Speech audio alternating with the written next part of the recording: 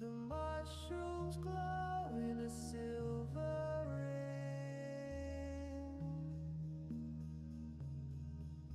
The forest breathes as the songbirds sing.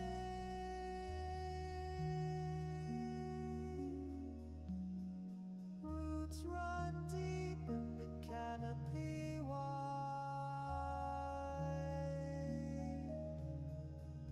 A timeless world where we reside.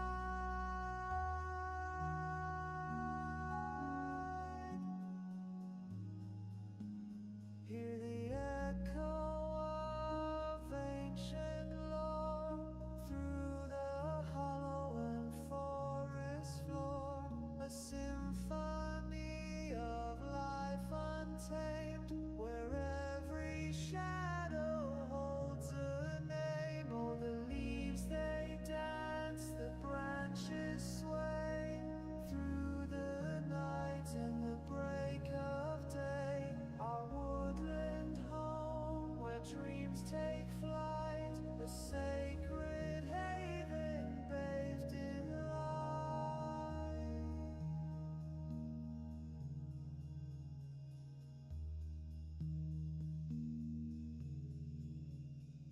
From the dawn to the starlit dawn,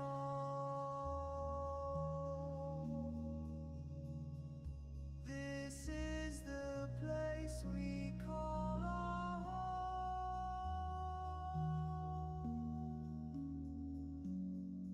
Elven voices in harmony soar,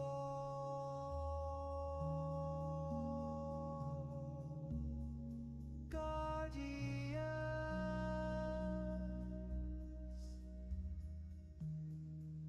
of the woodland core.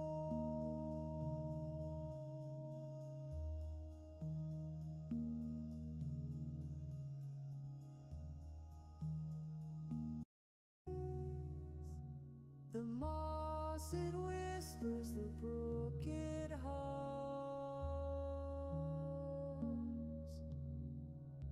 a woodland song where magic drums.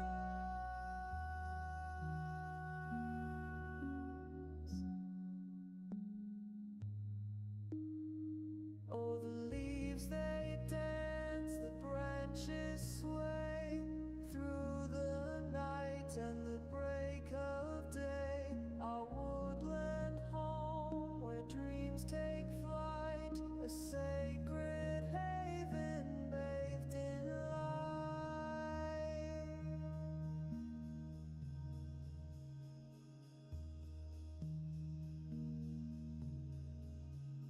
The mushrooms glow in a silver ring.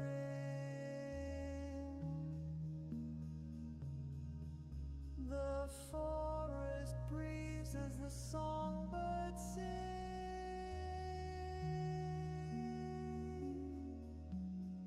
Roots run deep in the canopy wide.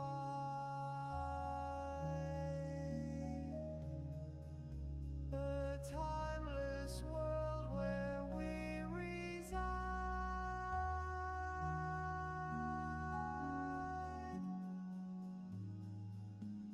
Hear the echo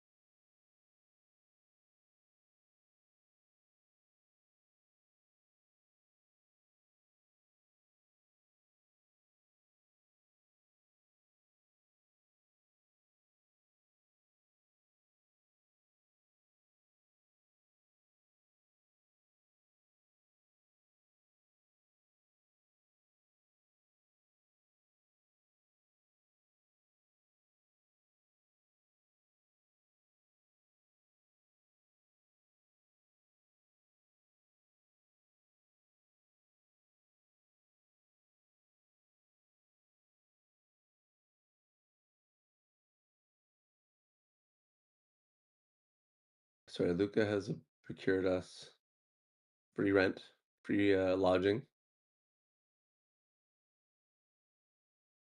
I'm gonna get us the i- illicit exchange rates for soul coins to gold, and Dahlia can get us fresh water. Water? There's no water on Flagafos. Well, it seems there is because you can find food and fresh water for yourself and up to 5 other people.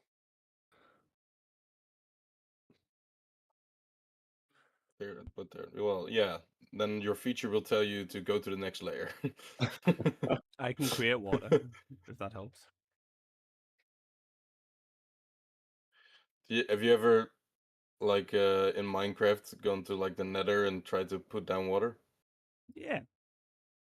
I imagine that kind of in Flagafos. I imagine we'll be fine as long as we're within the city and we're not getting affected by. Right, within the city, you're fine. But I could also, could I not theoretically just create water in people's, like, just inside people? There you go, water. Do I need to see the point? I think you need to see a point.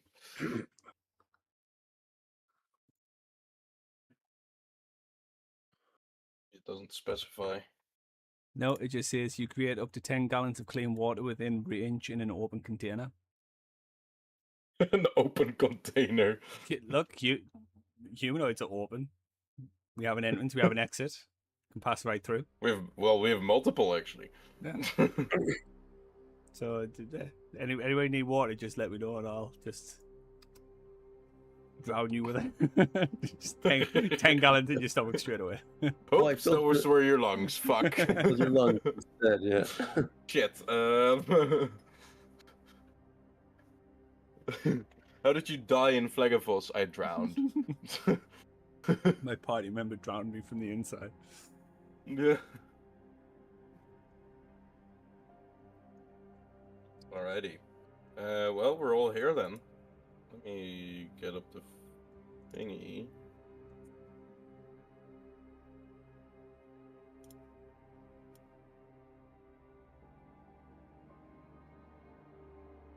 Get up the thingy. D&D.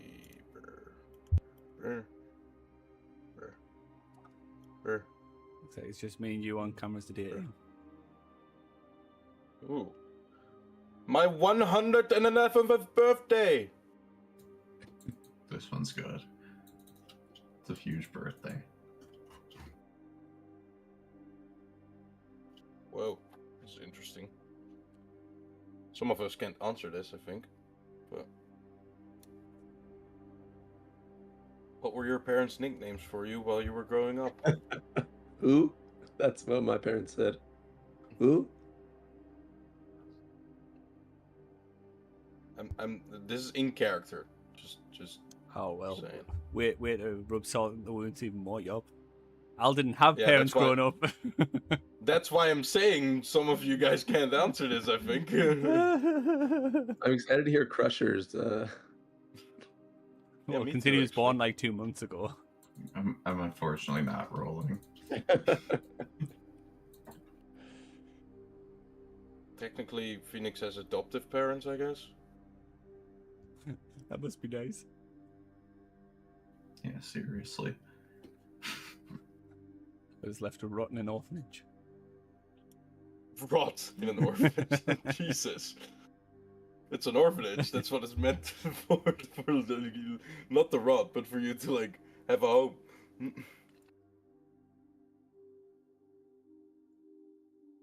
Or at least a place you get taken care of. If that's what we call it. At least it was shelter. What was there was an high elven woman that raised you, I think, right? Yeah, and I got beat to shit and bullied by by all the other high elven orphans. That's why I don't like high elves. Right. That's why I Because hated high elves parents. tend to hang around in cities more than wood elves, and I guess this orphanage was elven orphanage. Yeah, it was in. I get why there is an elven orphanage separate from like most of the other races because they get so fucking old and they age so fucking slow. Yeah, I can't leave the orphanage until I'm 80. That's when I'm coming. Yeah, right. That's when I'm an adult. But it's still weird to me because so like in mind, elves are adult only when they're 100. But then I think their bodies do grow to adult size. Yeah, normally. Perrin was theoretically not an adult mentally when he was in the party, but obviously physically he looked more than old enough. Yeah, right. So it's good. Huh? Okay. It's kind of weird, right? Yeah. But... Papa's even een kus. Geen camera. Sorry, that's my roommate. And he tried to embarrass me on camera by giving me a kiss, but I have no camera on. Thank God. I will put my camera on, but under one condition. Go on. What's the condition? You're not allowed to laugh at my chipmunk face, okay? Oh no, what happened? Summer's coming to an end. She's stockpiling her food for the winter, okay? Shut the fuck up. She's a where chipmunk? You have your wisdom teeth out? Well, they're coming through. They keep irritating my mouth. That That's sucks. a good guess, Ian. I don't see a difference. Oh my god, turn your camera off. Are your cheeks just a little puffier, I guess? Tender? Yeah. I feel like you probably won't notice that much unless I try and smile and then. It's a little bit, but it's kind of it is kind of like a chipmunk, but it's kind of cute. Shut up. Okay. Dangerous, I'm not cute. You should fear me. If you have to wild shape at any point in this session, if you do not wild shape into a chipmunk, then you're not allowed. It can only be a chipmunk this session. I'm a chipmunk vulture. Except an El Mirage. They have Right. too. Mm-hmm. That's fair. Alrighty. We have one roll, so we'll go with Ian there. Let's see. Let me close my. Anything else? A nice thing about not having a camera currently is that I don't have to wear a shirt because it's pretty warm inside. All right. I think we're all set. Okay, welcome everybody. This is Chains of Asmodeus Revised, our campaign that we try to run every week or so. This is session 44. We're currently in Flagathos, which is the 4th layer of the 9 hells. This whole campaign gets us through the 9 hells, or at least we're trying to. We started in Avernus, and now we're here. This campaign does contain some adult themes in terms of devil stuff, profanity, other kinds of things that you probably don't want to have your child watching and stuff. So if you are below the age of 18, then probably don't watch this, or if you're just not into any of these themes and stuff. But if you're above 18 and you're okay with those, then we're happy to have you, and then we'll see what we get up to. Let's see. Who is recapping this week? It's Fook.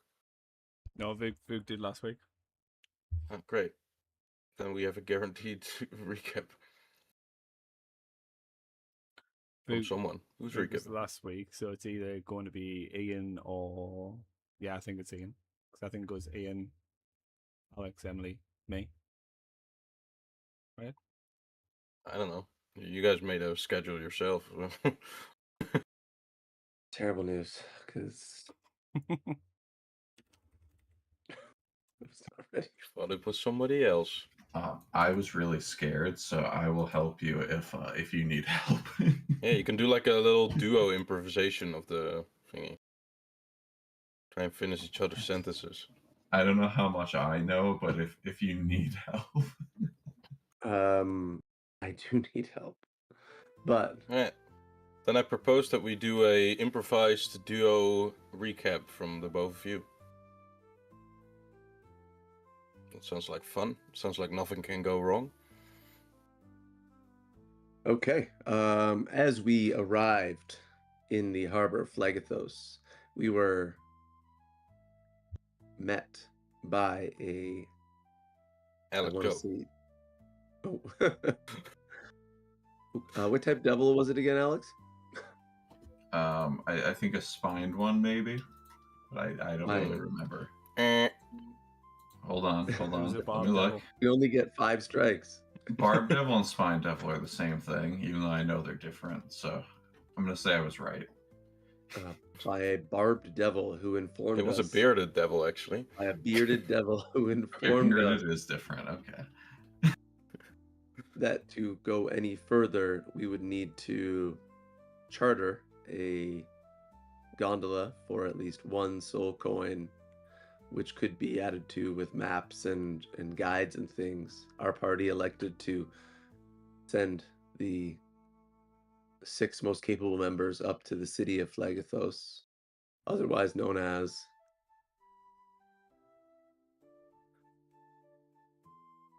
Alex, your cue. Wait, what was I the name of the getting city. queued at? Oh, I don't remember. Come on. That was actually one of the things I was going to ask someone for a cue if I was going. Firetown, I think it was. As we entered Firetown, Fucking hell. and Abramok. as we entered Abermawk, the rest of the ship's crew stayed down at the base of the gondolas in a safe place, a safe tavern that they could get lodgings and rest, while our Right, boat what was the tavern called? Yeah, you're a monster. Please don't do this to us. If we wrote this, I wouldn't have written this. Okay, I'd never know. This is why we need Vuk. We had to discredit I those think of it us was- that actually try with the recaps. Thanks, Sean. I think it was Fire Tavern. Yes, Yeah. exactly. Let's go with that. All right, so I think we arrived in Firetown, as it's called. Yes, As we all know, it's called. as we arrived in Firetown, we took, or I guess we bought a map from the Souls Market. It's all the way at the end, but yeah. We bought Sure. a map from the devil first of all. Okay, we bought a map from the devil first of all. And then we went to the Souls Market to see what monies we had and what we could sell or buy. There was many interesting things. We found out about the capes of fire resistance heat-proof cloaks, and there was a great interest in the Hellbore feasts and the Styx fire whiskeys. Ios traded some Styx fruit for some shots of Styx fire whiskey and a unknown 6-legged creature. The meat from an unknown 6-legged creature, I should say. Did we buy any magic items? I know Phoenix sold a magic item, but I don't remember, or sold something, but I don't remember if we bought anything. I feel like we didn't. Yes. Dahlia sold her Lele. shillelagh, which was more unique because it was wood than a magical item. Yes, it was. Yes, they don't have wood there. They don't have wood there. It's just like And water. then the party decided that they would be heading to the safari zone, the fire safari zone, God. Were we headed to the ironworks before we go to the Oh safari? yeah, so ironworks Yeah. first, and then we saw our friend Kotam talking with an Afriti who invited him to the. He said there was like a pincer in the safari zone, and we had Yes, to go he said there was find a it. I pincer in think. Safari Zone, and he invited the Kotam. Kotam initially declined the request, but after hearing that we wanted to go, called out and said, "We will take you up on the offer effectively." And yeah, we were on that. After that we were on our way to the ironworks to find out something for Dahlia, I want to say. Well, actually, we were about to talk to the Afriti still. There was no like actual. Oh yes. Oh, the He Afriti didn't. they called him Okay. back. I thought That's his where we ended. gondola was on like a He hasn't- track. Like, Yeah, I guess he hasn't told us about the pincer yet, but he will. okay. Yeah, I was gonna. What is a pincer? What? It's actually a Pokemon shovel. Pokemon Yop. Oh, pincer as in Yeah. pincer the Pokemon. Oh, it's like They're what? calling it Safari Zone. Come on. Yeah, It's okay, a fair enough. Bellsprout that if you The spray elemental water- preserve. It's called. Yes, the elemental preserve. Ooh, big Heracross guy. Big Heracross guy. We might find one. Who knows? I Yeah, can I've only liked hope. Heracross more than pincer always as well. Headbutt the tree. Headbutt the tree. I mean, if you're not going Scyther, then you might as well just quit the game. We're all so different. Yeah, fuck Cypher. Fucking Heracross. Fuck Pincer. Oh, Cypher! Cypher! Scyther can fly. Heracross can fly too. A pincer cannon is mega. Oh, well, we're not going as far as the Mega Evolutions. Come on now. come on now.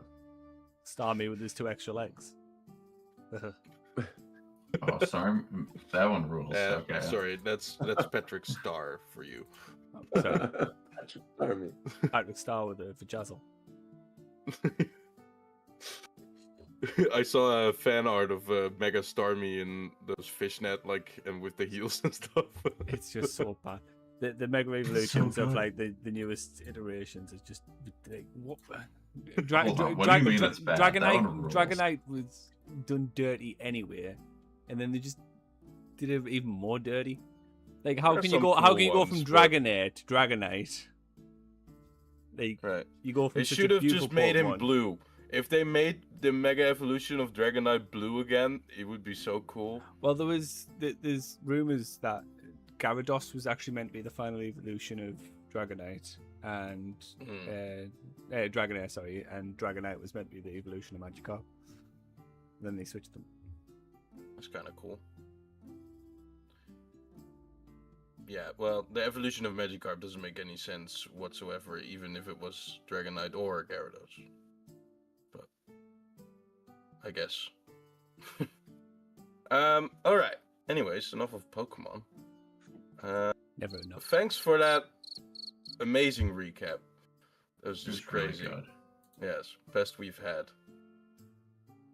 I'm pretty Definitely. sure it was Alex's recap, and I just stole his No. thunder. Absolutely. Also, then I- you'll, if it was Alex's recap, then you'll do one next week. I can't find Yeah, the list. I guess. Yeah, but I'm ready for next week's now. Though. This is the first time I've ever known I was up for recap. That's not true. You've actually done some good recaps. Yeah, but I didn't expect it. Oh no, once I think I knew once. I'm gonna take. All right. I'm gonna take notes today. You're gonna be so proud. Oh, damn. Okay. Crazy. All Probably right. forget halfway through, but We'll give the Fexpiration here. But actually, we have a D12, right, in Fexpirations now? As well, then, I guess? Yeah. It was two Yeah. D4s. Yeah, well, I'm giving you both a D6. There you Yeah, go. so give that's generous. Give That's Ian a generous. D100 instead, because he did the question and the recap. I'm giving you both a D6, and if you answer this question well, Ios, then you'll get upgraded to a D8. Ooh. Just an 8. Yeah. Right, go ahead. I want a good nickname though. Ios's parents, they would, excuse me. He is a gem dragonborn, and they would call him Chip when he was being a little asshole. Because So that he's was the angry nickname? yeah, it was like the like you're you're wearing on us, and like they are gem dragonborns too, so it would chip away at them. So That's fair. Not anything of like putting stuff in your mouth like a chipmunk, right? no, but that was definitely a nod to Dahlia, or sorry, to Uh, Phoenix. oh, I'm getting killed. That's a laser beam. She can. Yeah, it is. Alright. By the way, for anyone that's watching the VOD or watching the stream, we do use cameras. We don't stream them. Well, actually, some of us do use cameras. I don't. 'Cause my camera broke, and I'm too cheap. No, I'll buy one like when I get my thingy for this month. All right. Let's start. I'm just gonna drag you guys to. Who's taking we're not control of Luca? Well, if we get to combat, then yeah, that could be a good decision to make right now, I guess. Oh, sure. I'm sorry, Alex is control of Luca. I can, yeah. Okay. Are you currently? Oh, it was me. Yes, it was. I you. don't think. I don't have Yes, it control was me. now. Did you have a nickname? Did your parents have a nickname for you, Ian? No, I was. Ian's really short, so it's Yeah, that's fair. My nicknames always get longer because I'm a short name too. So it's like mhm. they always just. One of They're my friends always. My friends always call me Jopperson. Jobberson. Interesting. Yeah. Um, my students, I don't know if they're affectionate nicknames, but like students will like call you things. What A are lot of those being things? a lot of Or being a like phys ed teacher. dickwad. I don't think That's they're not that English, Phoenix. They're from Canada. A lot of being Dickwad a is phys ed not a teacher British is insult. Maple Is it Wood? not? Sounds very British. No, we just say dickhead. That's British. Well, that's also a term of endearment. So yeah. dickwad. all dick offensive on wad. what words type are of terms of sentence. endearment in Britain. Yeah. We just kind of call each other. What do we call each other? That's like profanity, but like endearing profanity. My nickname growing up from my family was Emberlina. Emberlina. Emberlina. Like Emberlina. Thumbelina, but Emberlina. Oh, That's a long nickname. were you obsessed with Yeah. Thumbelina? No, I actually wasn't. My sister was, but I think it was just because her name's Laura and you couldn't really do it with Laura. Oh, Laurelina. It was just like Emberlina. Something like that. Yeah, fair enough. Yeah, no, my mother always calls me Yoppie. Aw. See, That's but cute. all my nicknames get longer. My actual name. Although I don't think I would like to be called Jay or Yay, so I'm fine with that. Or Yo. Op. Op. All right. Anyways, let me get some emions in here.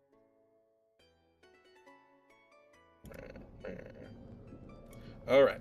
So currently on the edge of one of the bigger islands within Abermock, the one that houses the Soul Market as well as Gezra's Palace. You are currently actually like here, to be exact. This is where you parked your gondola and left Ko to guard it, I guess. On return, you saw him talking to an Afriti, dressed in very well-decorated armor, together with two of his, you'd assume to be like salamander kind of servants. One of them steering the gondola, the other one kind of like guiding the gondola, like pointing the direction, I guess, that the other salamander has to steer the gondola through. And then, of course, the Afriti kind of standing in the middle, just enjoying his day. They were already, in the recap said, going away, but were called back by you all, I believe, to know more about this elemental preserve thing. With your callback, he returns, although he doesn't dock, actually stand still. He very slowly kind of moves parallel to you, parallel to the docks, and says to you, I guess in common, he will switch to common because you assume that not all of you speak like elemental or infernal or that sort of thing. So he begins to speak in common and says, "Yes. Is there anything I can do for you?"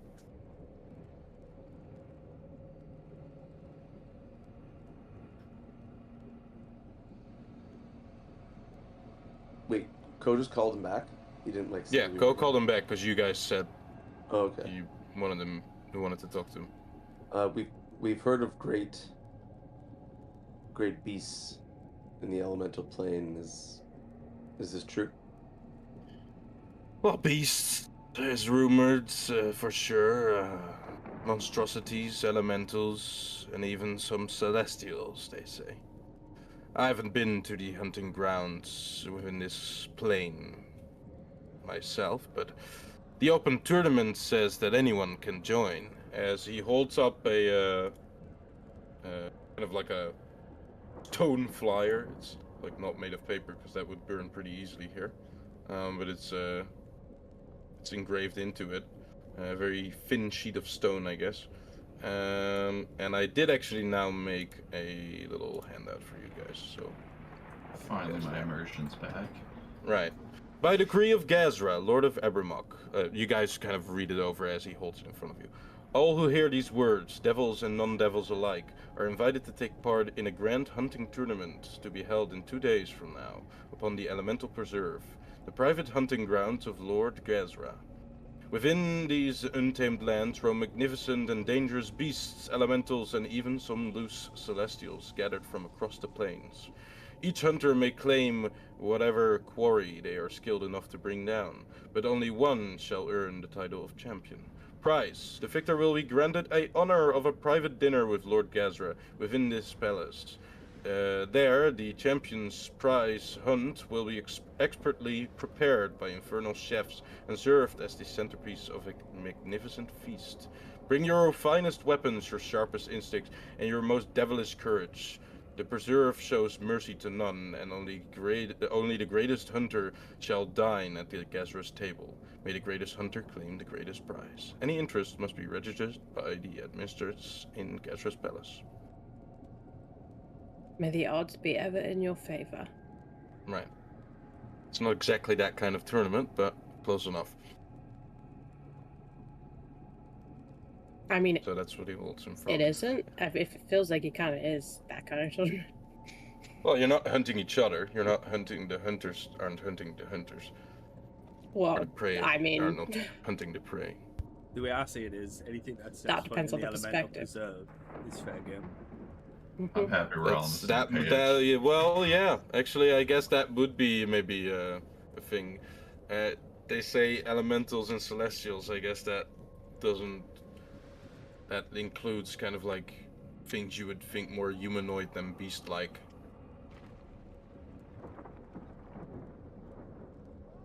Probably. Have you heard of any dragons in this preserve? Well, it says beasts, but beast is always sort of a vague. Maybe it's monstrosity, and maybe there's an elemental in there, or thereby a dragon. I don't know. We'll have to find out, I guess. Is there You can keep this one if you want. It's, I think, as he kind of looks back to one of his salamander servants, he nods and says, I have some at home. Some of these invitations. So you can keep this one. Free of charge. As he kind of lobs it over to you, which is a little, like, concerning as you're still above a volcano. Pretty much a lake of lava. But he throws it well, and you're able to catch it with your dexteritative grace. Is there an entrance fee? From what I've heard, no. But Terrific. there's always a price to pay when you go into these kinds of tournaments, especially the ones organized by devils. And it's 2 days from this point onwards, or were these? Yeah, they tournaments seem to created? update these sheets of stone on the daily, so I guess this is 2 days from now, yes. By the way, in Flag of Falls there is actually a day and night cycle.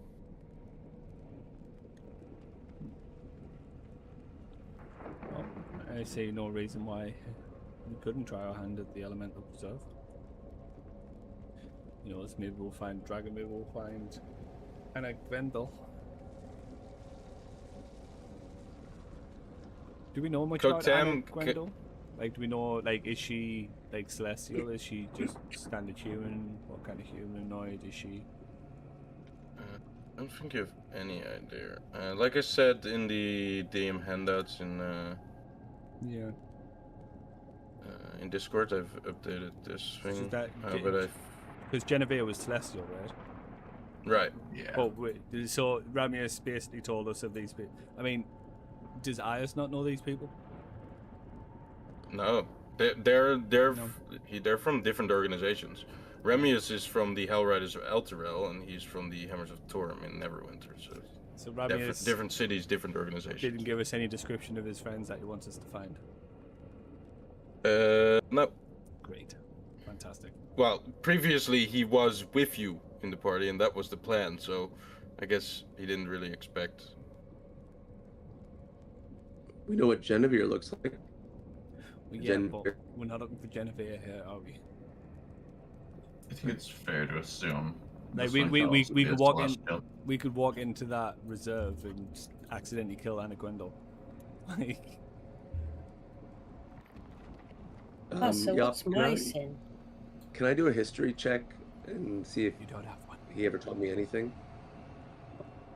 About Anna Gwendol? Yeah. Sure.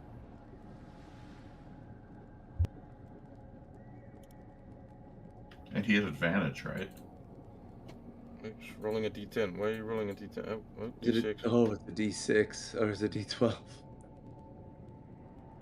Well, it's a d8, I said, right? Because you split it with Alex, and then the expiration question got you to d8. Oh wait, it only gave me one more. It added to my one dice. It didn't let me Yeah.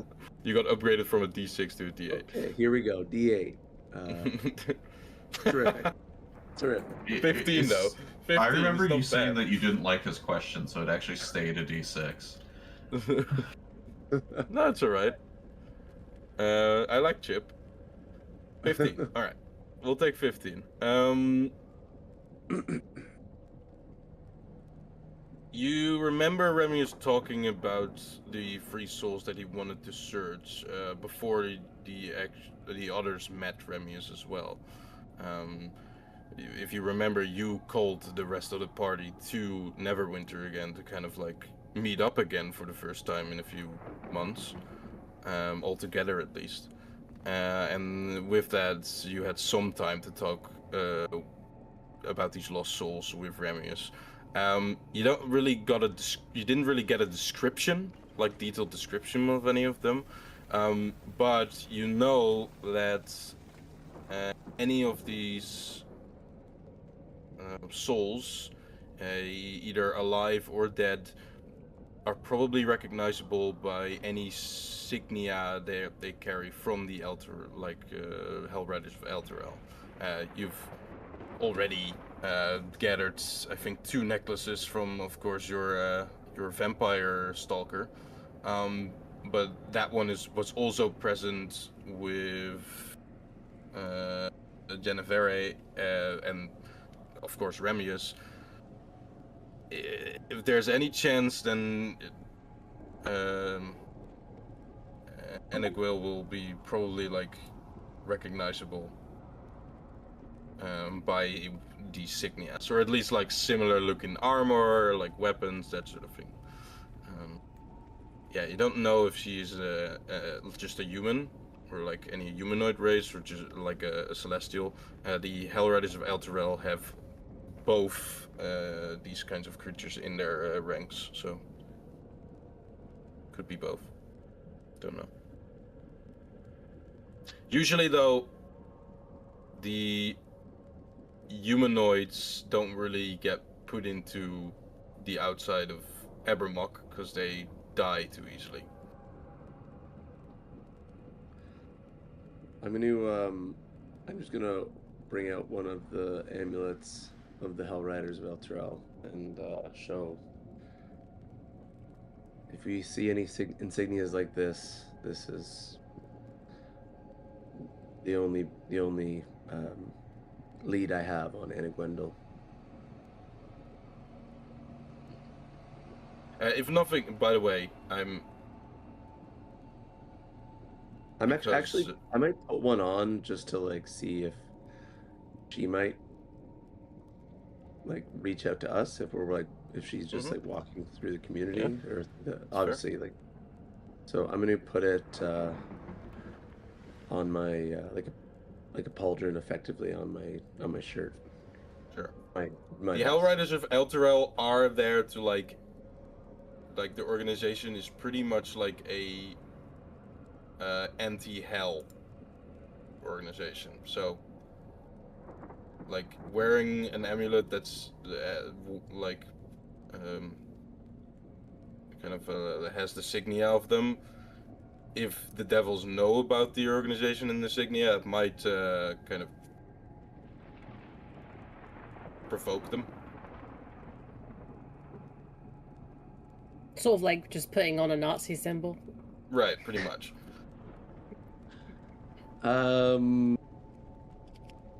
Well, sort of like, that's a good I think comparison. Maybe I won't.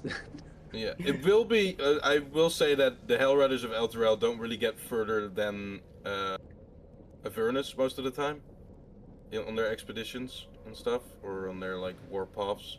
So, like, being in Flagafos, a lot less devils will know about them, and especially their symbol. But still, there's a chance. So, you could start wearing it in the Elemental Preserve. Yeah, I think I might just avoid wearing a swastika on your neck. I'm not. Right. Mm-hmm. Fair enough. All right. By the way, I've assumed that the Afriti was kind of from a distant either observed your conversation here or has already moved on. That's up to you guys whether you want to. I'm fine if he moves on. We can just show up to the preserve or to the. You better have moved on and not listen to our conversation. I'm assuming there. Yeah, Al probably just pulled his sword out and pointed it directly at him after we were done talking, right? Leave now. Was a pleasure having this conversation with you too, I guess.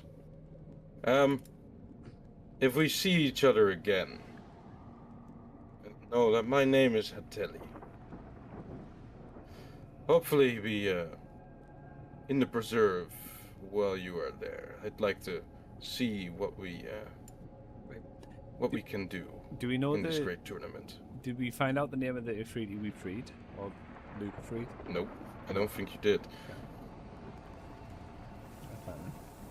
I'll reveal Hateli for you guys, just so you have a visual of it. Ah, and all the texts. I forget those. Oh, there we go. I saw some of those attacks. Forever immortalized on the VOD. Quick, guys, go back, check it out. Well, he's No an one we're up against. He doesn't look anything like Tycho, so I don't think that's Tycho's dad. Right. Alright. The forge You guys are at the shore of the second biggest island in the Abermock area here, in the city of Abermock. What do you guys want to do? I think there was ironworks mentioned, right? Yeah. Yes, let's go. I think it was ironworks, and then maybe go to was it the diabolical courts after? See if they know anything of those that we seek. Mm-hmm. We might have to put the seed in our brains that we might have to buy some of those fireproof cloaks. Never. Proof.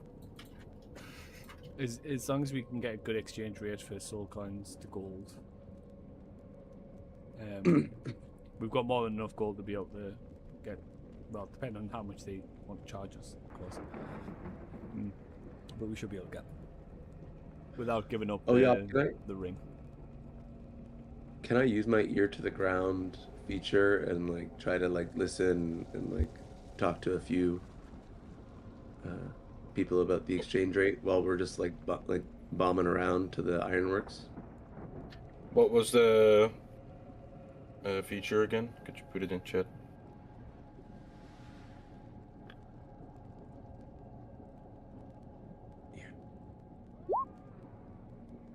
It's literally right above your rolling 1d501. Well, I did some other like rolls and stuff during preparation, so my chat is a little longer. And you are in frequent contact with people.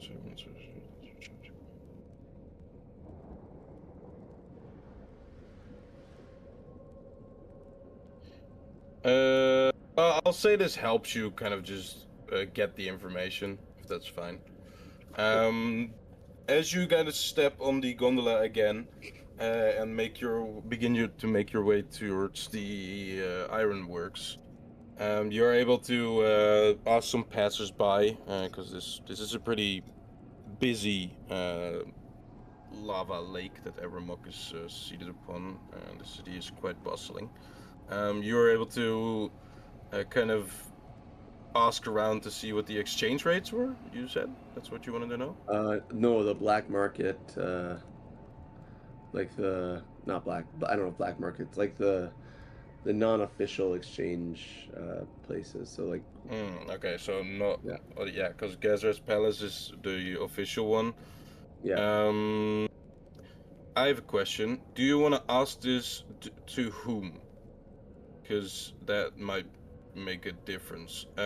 There's like devils, of course, here, but there's also like your like Ifriti salamanders and that sort of stuff, or just your like kind of humanoids, more like material plane travelers.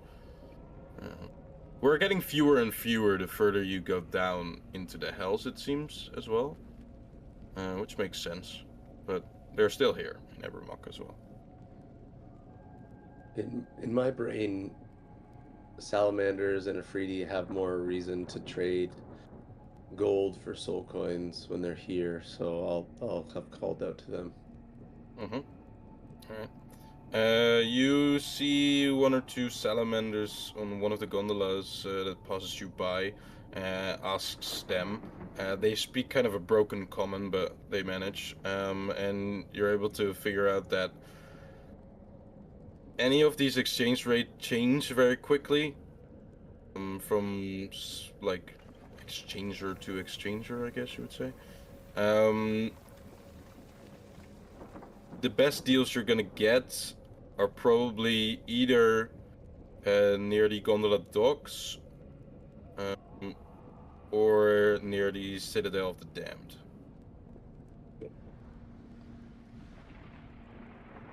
But they don't know them in details, or maybe they don't, or maybe they're just afraid to say, because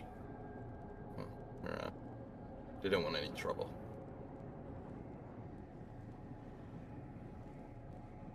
Okay. As you pass on, you guys are kind of like, after talk about the encounter you just had with the Ifriti and like the tournament, the upcoming tournament, and Kotem kind of speaks and says, you know, the interesting story about Gazra getting the elemental preserve is maybe worth hearing. Probably helps you if you are planning on participating in this tournament. Do you wanna hear that, or should I just, save it for when we get there?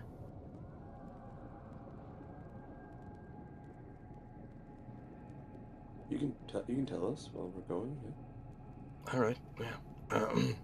Yeah. So, from what I've heard, Gazra, before he was the Lord of Abramok, as well as the owner of the Preserve, he was a hunter of truant mortals, and spent much of his past existence outside of the Nine Hells, braving the climbs of other planes and tracking down resourceful souls who had contrived to escape their appointment with the powers below. To legends, no souls were really safe, as he upheld and twisted honor of the Nine Hells by making a succession of the mighty to understand the contracts of Asmodeus, and that they are truly iron-bound. And then he was, well, because of all his deeds, he was promoted and given 2 regions. One was, of course, the Elemental Preserve, and the other later became the city of Abramok.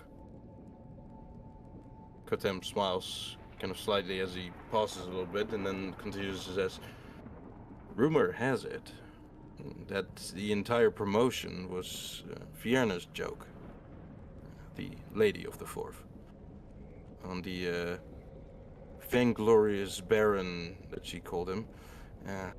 He was, she decided, having far too much fun as a regent, and as the regent of jealousy, it was her responsibility to ensure nobody was having a better time than she was.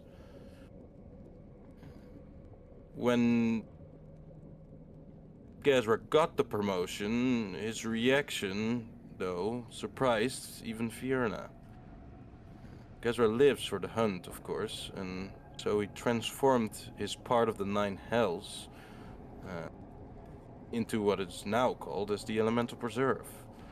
A place where Gazra, if he has the time, leads hunting expeditions that are so popular that devils across the Nine Hells covet the opportunity to be invited. However, as he points towards the stone tablet still in your hand, yes, now it seems that he wants to organize an open tournament and invite the winners to dinner, I guess, in his palace. Maybe he has grown tired of his unusual hunting party and is looking for some new prospects. Or perhaps there's another reason to being so publicly.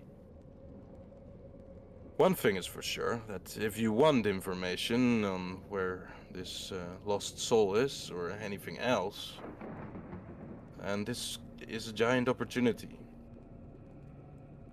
But it is also a giant opportunity for any other devil or non-devil to gain promotion or respect or connection with the Lord of Abramak.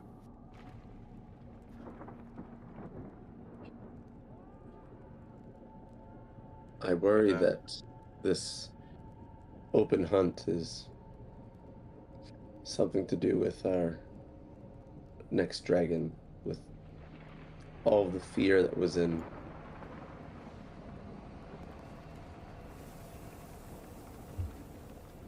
Are you? If it is theoretically, could we potentially do what we did?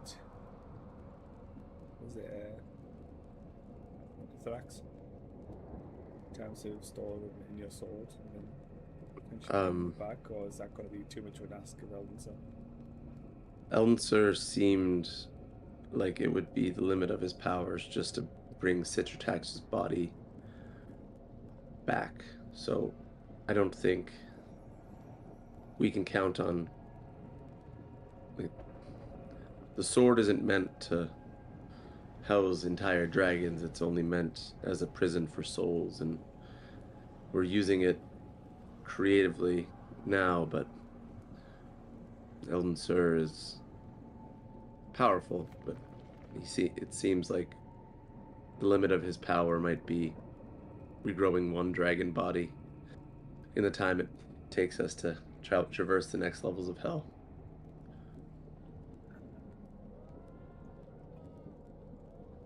So we're going to need to find a maybe Another more way. diplomatic way.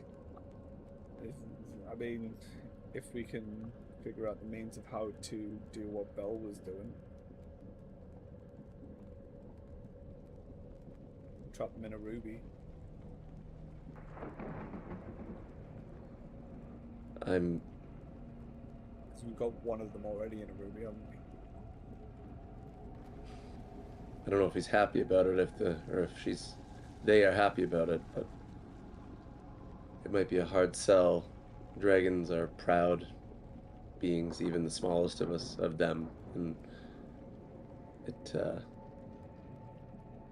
put them in a perpetual ruby prison is, yeah. Hopefully You it guys won't kind of come to know how the vessels of binding work, because they're part of a spell. We don't know the spell though, do we?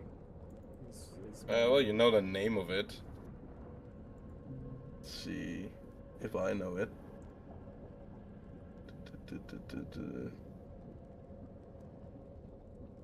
Imprisonment, I think. Is that a 9th level spell? It's an 9th level, yes. Yeah, well, that's far beyond our means right now. Yeah, I think we just need to implore this dragon when we find them that there's a danger to them on this plane, and it seems like all of the leaders of the hells might be aware of the gathering power of these new dragons, and power is snuffed out by devils down here. So hopefully we're the first to find it. If I might make a suggestion. We are not able to cast 9th level spells. I am certainly not. You all seem to be getting closer, but there is a creature, or multiple, I guess, on this layer, on this plane, that could potentially cast a 9th level spell. And I'm not talking about the Lord and Lady of this plane or the Lord of the city, Gazra himself, but because they might, but well, the Ifriti, they can cast Wish, and Wish can be cast as any other spell, pretty much, if you do wish for it.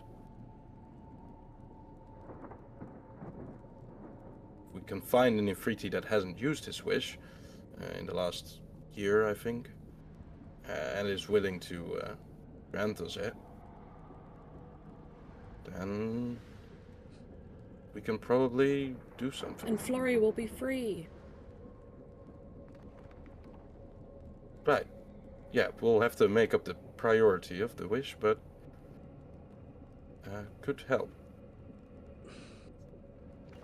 She does make a good point, though, because with the freeing of the vessels, you can't. One of the options is to cast Dispel Magic at 9th level, so that would work too.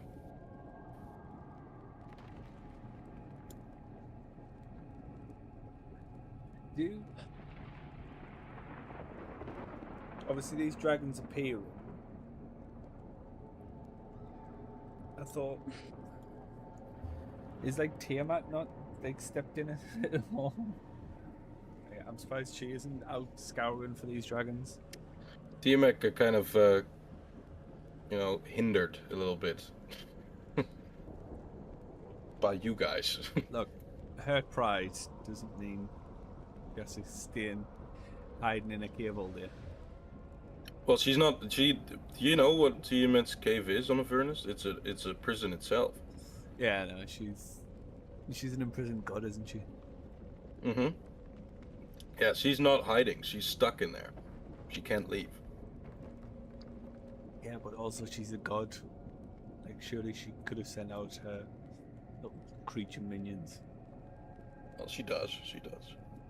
Yeah, which is all I'm saying. I'm surprised we haven't seen more of those about. Mm-hmm. Don't give him ideas. You've seen Abishai, though. In this, you've seen Abishai. Yeah, but they were just chilling at the arena, weren't they? They weren't necessarily out hunt. Well, I mean, they could have been out hunting and just stopped by the arena for a bit.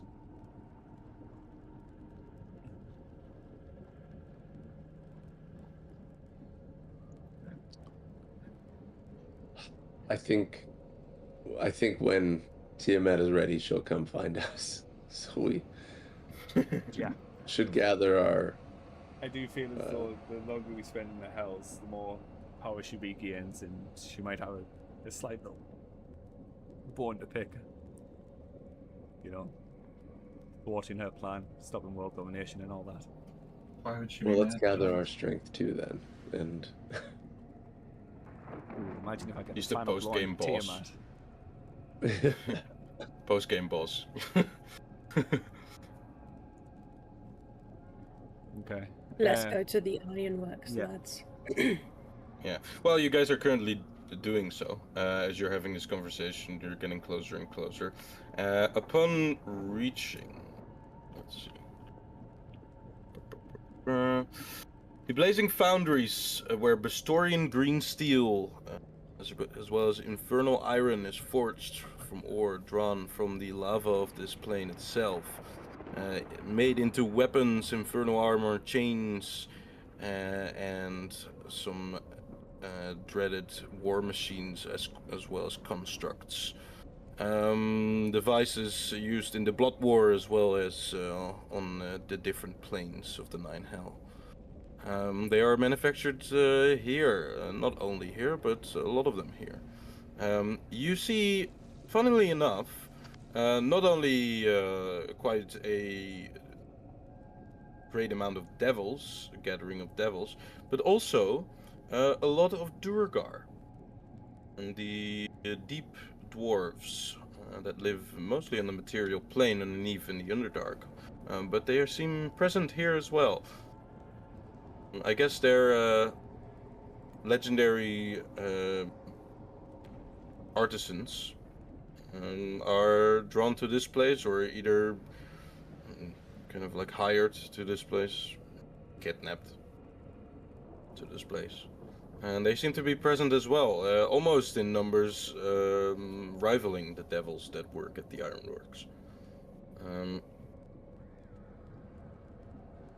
Yeah, that's kind of what it is. You see pretty much just like a giant open factory. There's not really a roof or like walls here that hide whatever they're working on. It's just a amalgamation of all kinds of different machinery, as well as anvils, like forges, that kind of thing. Kind of clumped together in this giant floating island. It's like a big working beehive, but of an infernal theme. You are able to find a spot at one of the docks that seems to lead into this hive. Yeah, you're standing there. What do you guys want to do? I guess approach someone who looks like they know what they're doing. Alright. Yes, the dock seems to lead towards what looks like a kind of a station of sorts. You'd guess the devils behind the station kind of note down whatever comes in and goes out of the ironworks. Seems they have these big kind of notepads with them. They seem a little bored at the moment, as there's not really any other like gondola at the time, at least not where you've parked. You saw some gondolas like parked kind of around the ironworks, but they were most likely from the devils or dwarves that work here.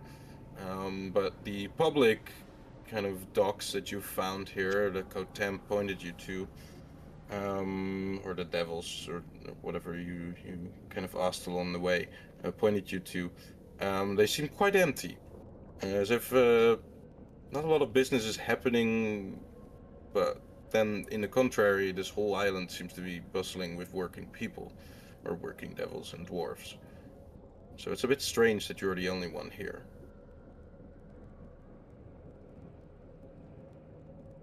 But you walk towards one of these stations, and one of the devils, a spine devil, kind of flaps up in excitement and says towards you, Phoenix, "Ah! We thought somebody would never come again. Can I help you?" I hope so. I'm gonna pull out the dragon plushie. And then when he sees that, I'm just gonna be like, just give me 1 second. I promise this is not a joke. I'll also get out the gold, and I'll be like, I was hoping maybe you might be able to help melt down this gold to coat this toy in a layer of gold. It's one of the strangest requests I've ever heard, but something of that sort could probably be done. Okay, great. What would your price be? Oh, I don't know any prizes. I'm just here to register whatever gondola comes in. Your name, please. Dahlia. He scribbles it down. Last name? Nightgrove. Scribbles it down again. And your compadres? Tweedledum, Tweedledee, and I don't know. Are we giving? Is everyone wanting to give their full name? You can call me Al. Yeah. House. Al. Last name? No last name, just Al. Like Share. Who fuck Well, shit? not it. Not everyone, I guess, of the planes has a last name. We ask anyways to see if anybody has them. Or, register for reasons. He points towards you, Miles. My name is House. Sachi. Scribbles it. And the last fella over there. I am the crusher of hope, ender of lives, destroyer of lineage. You seem like quickly noting it down, like trying to keep up with what you're saying. He also takes, of course, Lucas as well as Gotham. Well, Kotam's still in the gondola. Well, he still needs to register, sir. Does he? I mean, if he's not setting foot actually in the premises, why would he need to register? No, setting foot on the docks is already enough for us to register it. You don't want to talk to him enough to get his name. Well, seeing as you guys seem to be the ones going in, that's all I have, so... Wish me luck, I guess. You'll need to find the big boss to have such a strange request be listened to. His name is Timefall. YMPHAL. And, well, he's recognized by big glowing eyes and big, like, black bird wings. If I wanted to commission something that isn't as strange as my friend's request here, would I also need to go to the big boss, or is there somebody else I can go and speak to? That depends on how strange. No, it's not. I just want a piece of jewelry for it. Piece of jewelry, we can do that. Do you have the rubies, gems, whatever, with you? No, because I don't want it encrusted with anything. I just want a standard piece of jewelry made out of. Ah, I guess. I mean, if you've got infernal iron to hand, we can make something out of that. If they we have the largest supply of infernal iron anywhere on the planes of existence, I believe. I didn't want to assume. You said nobody'd been here for a long time, so who knows? You stopped me if I try. One more question. Workable infernal iron, of course. There's a lot more in Flagafos or any of the infernal planes itself inside the ground, but workable infernal iron, we have, I believe, the largest supply. I have another question. Do you allow people to utilize your tools if they have the required skills? And could someone? We have hired forges. They do cost a pretty penny, though, but yes, you would be able to make use of any of those hired plots if you so wish to. Okay. They're a little limited at times, as the fires of Abramok and Flagafos are highly sought after, as well as the infernal iron, of course, that we have, and the green Beator steel even more. But yes, you would be able to hire one of those spots. I could ask about them if you wanted. Yes, that'd be great. Thank you. He nods to one of his other spine devil friends next to him, and that flies off into the ironworks. Just a few minutes will take by, and you'll get your answer. Okie dokie. I guess we should go find the. Or I should go find this guy that I need to speak to about my stranger request. Right. Your friend here that seems to be staying could receive the information that my colleague is getting, and he will pass it on to you. Okie dokie. We do receive donations from time to time, visitors that especially have their first visit here at the Ironworks. They're not mandatory, but if you're gonna see the big boss, then he'd probably expect some. So maybe on your way over there, try and think of something that you could grant him to get in his good graces. Okay. It's a advice, not a necessity. It's the tourist traps. Before I go, Devil, who's in charge of the dwarves here? I seek That's the also best smith. Timfall. Of course. Timfall is in charge of everyone here. Some say he is half dwarven, as he takes quite an interest in these Duergar. Most devils don't really go with them, but I guess they do have their skills and uses. What's his other half? Devil. Half devil, half dwarf? That's a rumor. I think that would be a first. The Yes, rumor, and but- then he just comes out and he's like Lord Farquaad, like he's 2 feet tall. With little horns. Yeah. You What do say you that now, but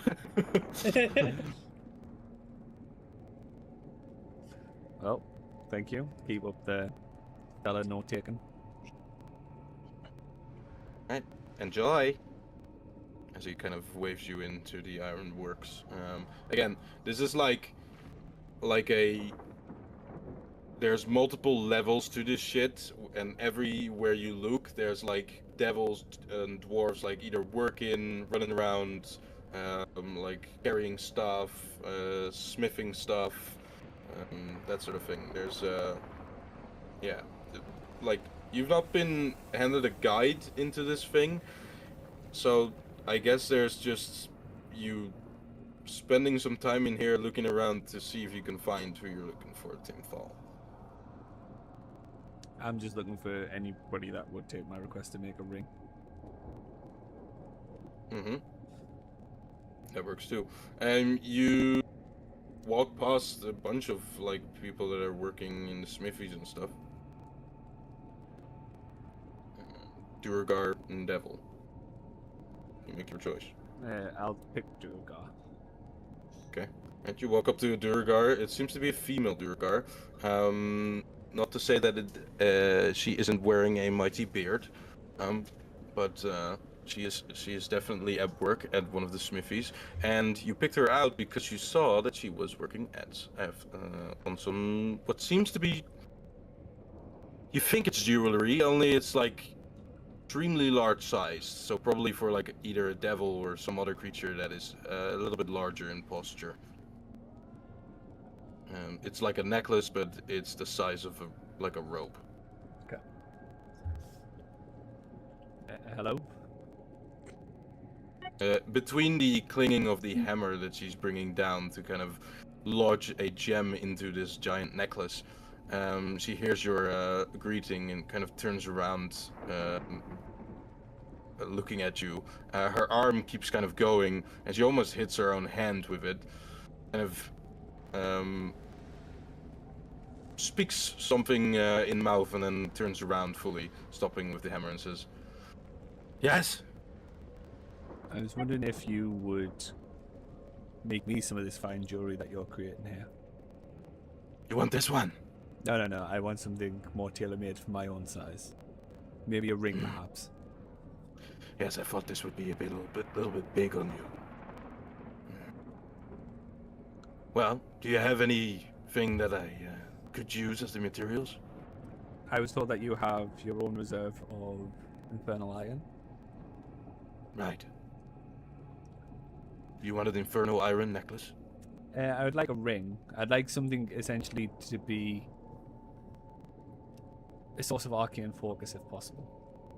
Something that I can shift a bit of focus from to. What are you currently using? I'll begrudgingly touch my Glenbow necklace. She kind of scoffs a little bit at the necklace and says, "That's a weird place to bring a symbol like that into." Yeah, well, let's just say my feelings towards him is probably the same as everyone else's here. Right. Well, you want any engravings on that ring, or just a plain old ring? Just a plain old ring will do. Infernal iron, you said, right? Yes, please.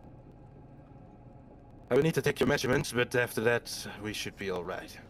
It'll only take a few minutes. Any I'll- budget you have in mind? I'll hold out my adamantine arm. Let me take measurements. I mean, budget isn't really much of an issue. Obviously, I wouldn't want to pay any. I mean, do you accept gold here, or is it just soul coins? I'd prefer soul coins. I prefer gold. I know you would.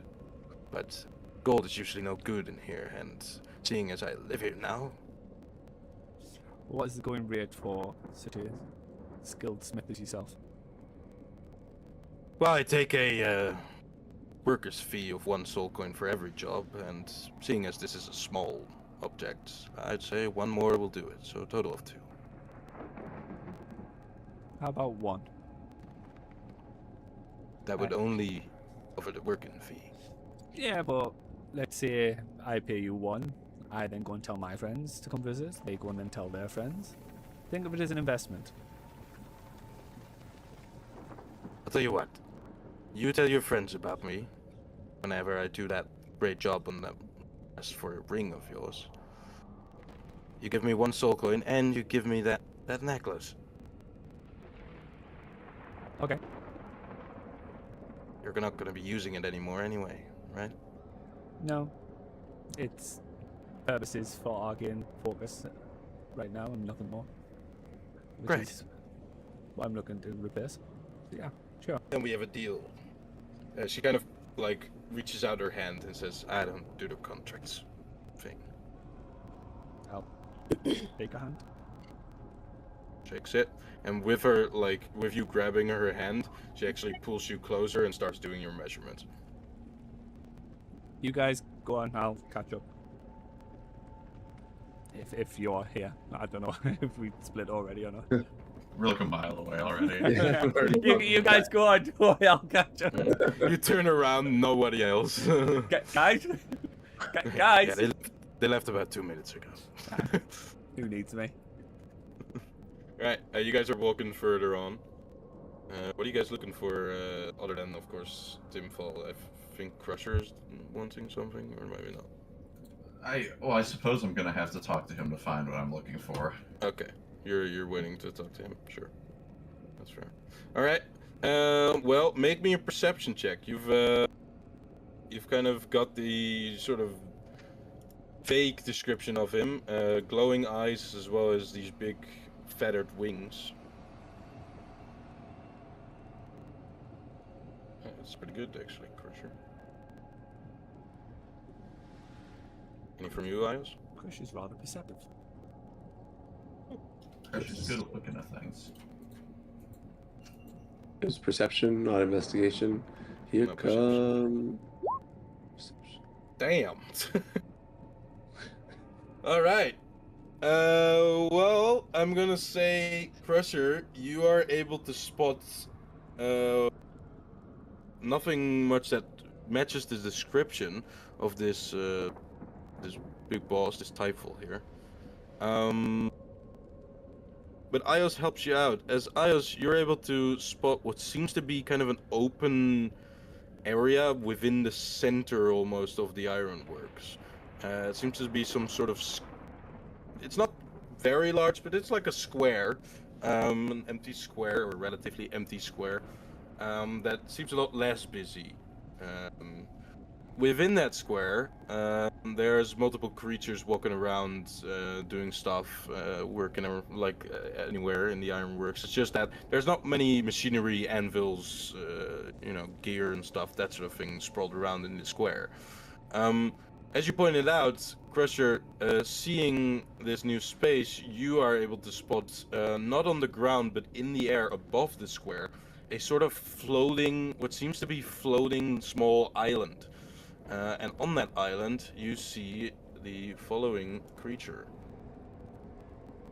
And believe it or not, this big boss guy, yeah, you now get why he's maybe getting confused with being half dwarf. Because he seems to be around the size of a dwarf. So there's this, small floating island within this square.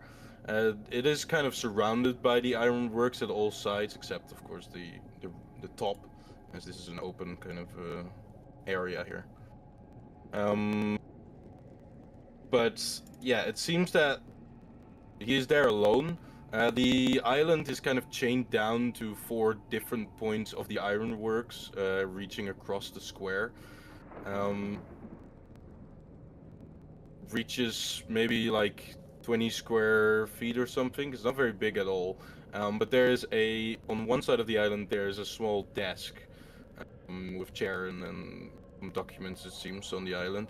On the other side there is a anvil, which he's currently using with his what seems to be flaming hammer. I guess it's a version of a flame tongue weapon, but in a warhammer style, you'd guess. Yeah, he seems quite busy, but with what he's currently doing. But he's there.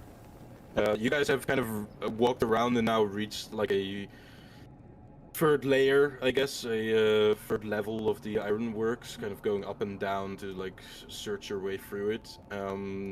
Because of the height you've now gained, you can actually see upon the island, of which I just described, instead of looking down from it below. That's how you can see what's on it. We're kind of on the same level. He's a little lower actually than you guys are currently. Crusher, are you looking to have another weapon commissioned that might replace the one I lost you? I need to find a good dwarf smith.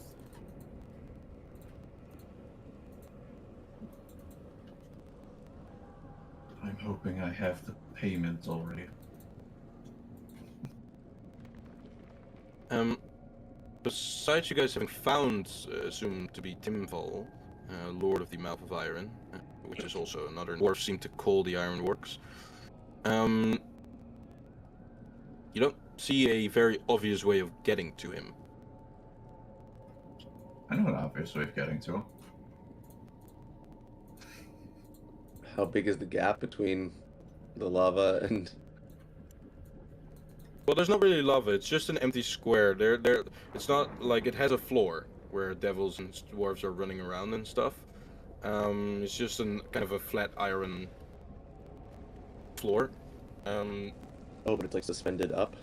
Right. The island itself is also made of iron and is suspended up, hanging from 4 chains that are connected to like the rest of the ironworks. How many feet? Yeah, around 40, I would say, 30, something like that. I think I'm just You're gonna gonna call make me my walk horse. all the way up to the walls, walk up to the chains, Well, walk you're pretty down the much chains. already on the level of one of the chains. It's pretty nearby.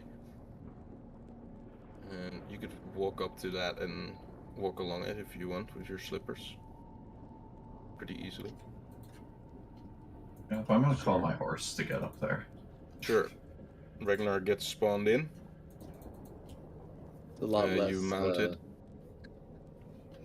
I'm a little bit less cool than that, I guess. And Dahlia can fly as a whatever she wants to be. So I mean, Well, I I got was room to actually chew going on to the ask horse. to Yeah. hop on to Ragnar. Yeah.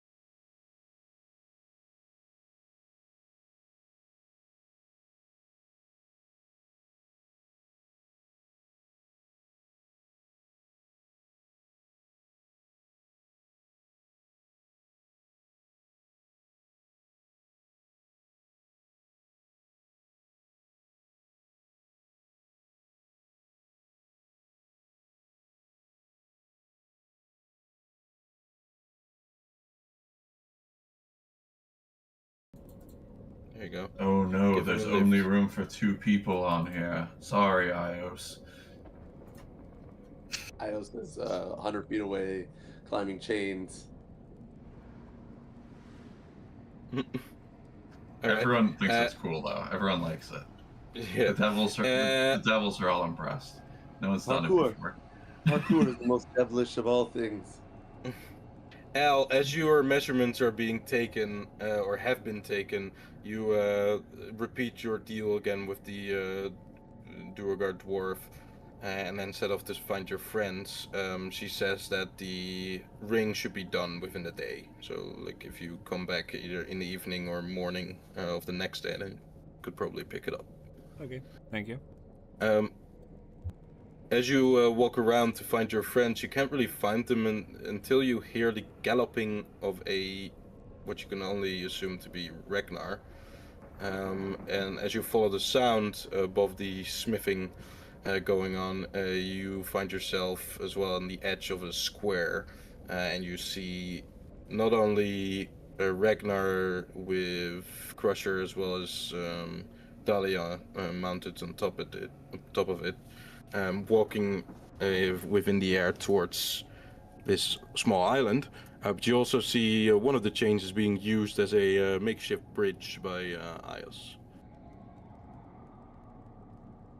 Okay, well, I will steer right where I am and just wait for them. I'm not. Okay, you're just gonna wait. Sure thing. There's plenty of things to admire here, I guess. The ironworks are a masterly craftsman shipped kind of occupied space, so you will be able to, I guess, amuse yourself just by looking around. You get some interesting looks on your arm, actually, as well. The dwarf that you've commissioned to do the ring also asked about it when she was doing your measurements. I guess you kind of just answered that it was a gift. As you guys get to the platform, Timfall will kind of look up towards the galloping, end his work that he's currently doing, and kind of wait patiently for you to arrive. A few seconds go by and you do arrive. You hop off, I guess.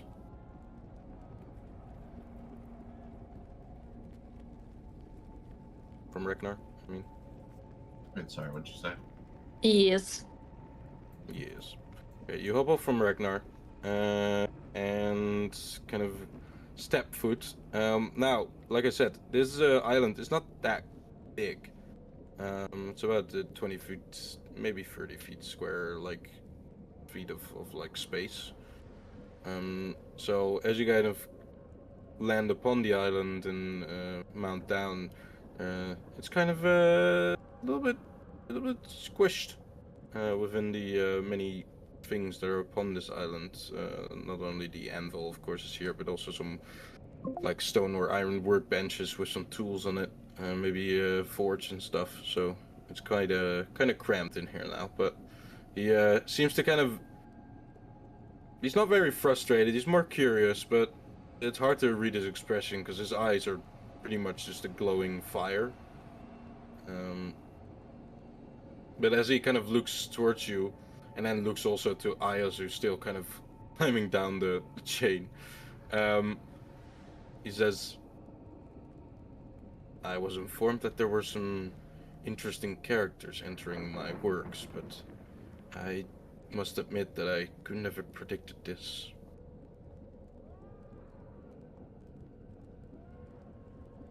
I'll take that as a compliment.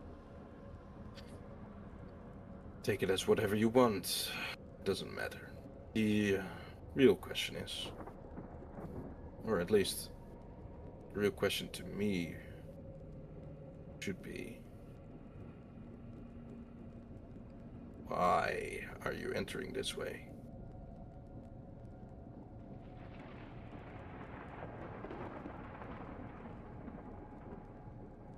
We were told that we needed to come directly to you to make a Right. a strange request.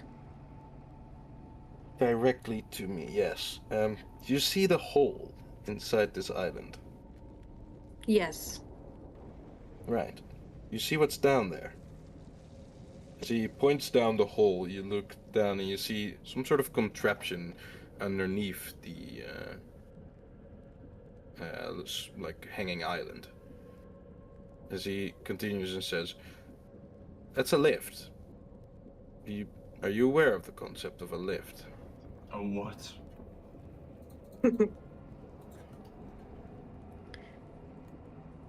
Well, my apologies, sir. It would just seem that we didn't pick up on that, and found our own way up. Right. Yeah. Well, usually when visitors use the lift, I get one of my servants to at least ask why they do. So your entrance is a bit abrupt, but as I was informed that you were a bit odd, the group of you, I guess I'll take it as expected. You were with 4. I've been informed. We could yell down to Al. There's a lift. Don't tell him that.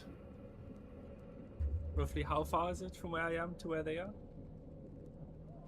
The space in between, like the ironworks, the open ironworks, as well as the with the island that they're upon. You'd guess the chain to be around like 70 feet in length or something, 80 feet. How far can I teleport again? It's probably gonna be either 30, 60, or like 120. I think it's 60. Yeah, then Yeah, you 60 won't be feet. able to reach. Fine, I'll walk down the lift and I'll go up. Okay. As he spots you being yelled out to, he says, right. Well, at least he's gonna use the right way. The lawful way.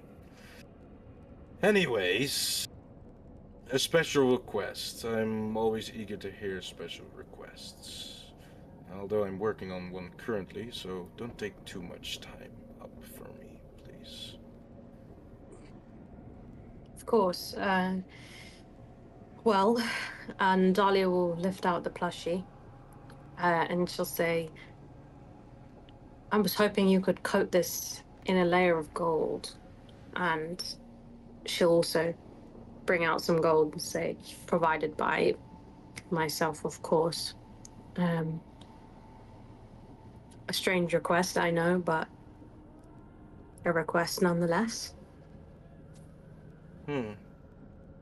Gold was one of the specialities of my former pupil. But I guess I could give it a whirl again. It's been a while since I've created something with gold.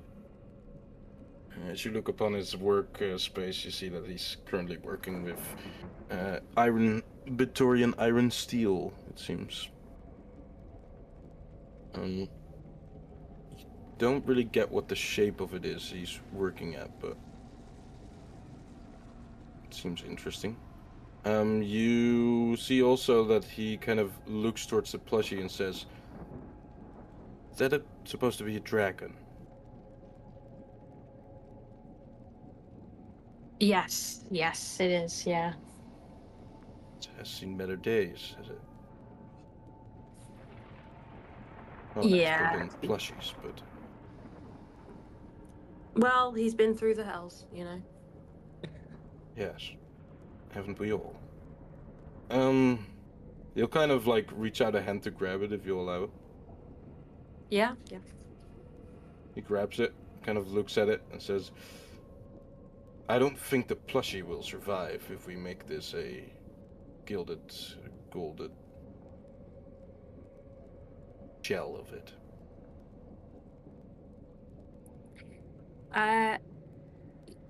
As long as the shell can maintain the shape of a dragon,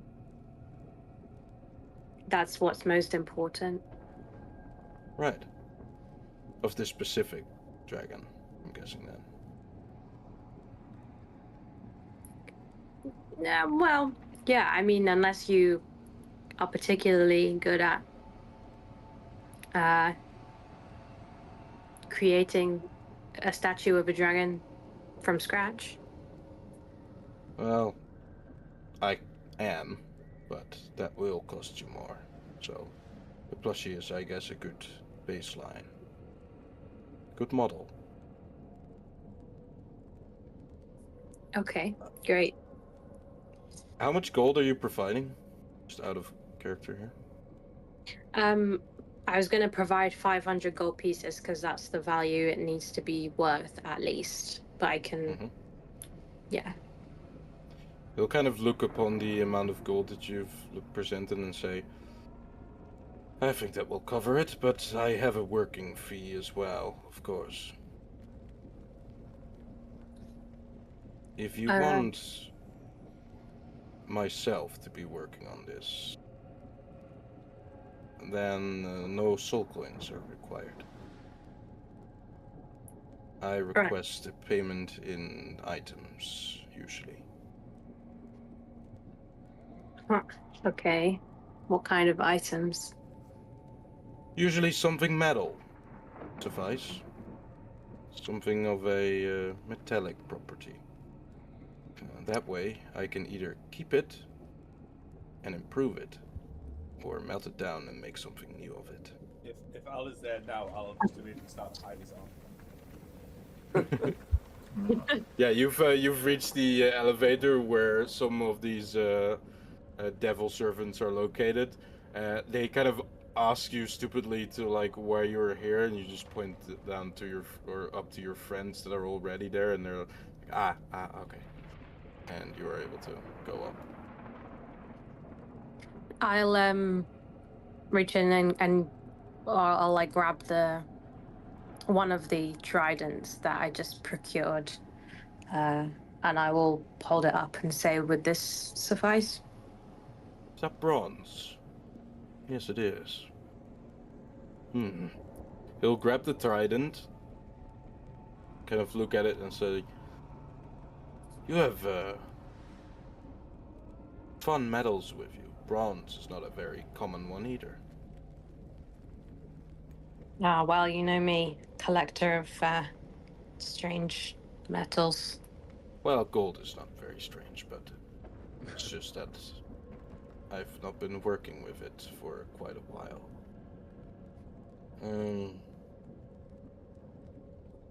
He kind of looks again at the trident, holding it in his hand, says,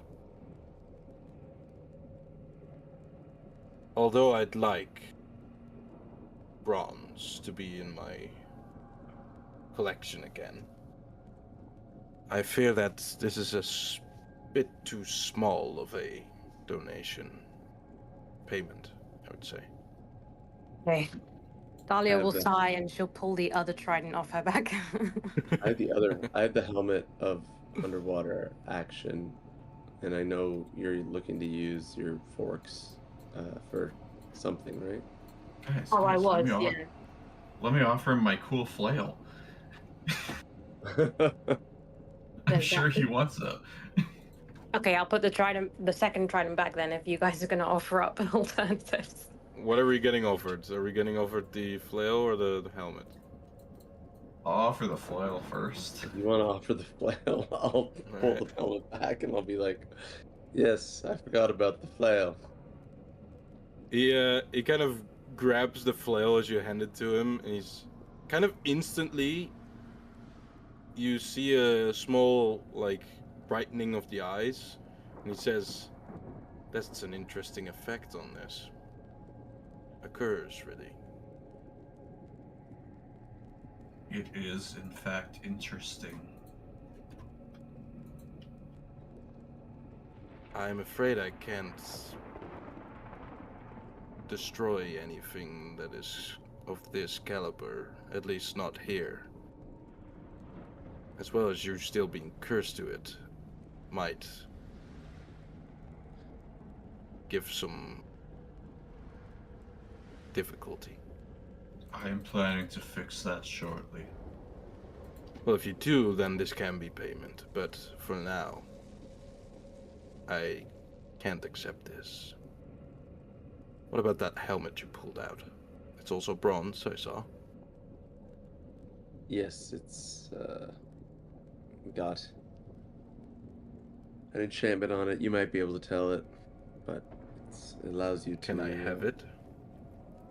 Yes, sorry. Here. As he grabs it, his eyes light up again and he says, a bit ironic for Flagafos, but yes, together with your one trident, this will suffice.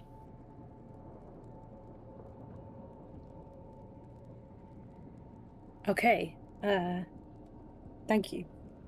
How long shall we give you Well, to work on maybe this? Crusher we could do like a bulk transaction here if Crusher wanted Oh, to yeah. plead his case. I'm looking to speak with a dwarf.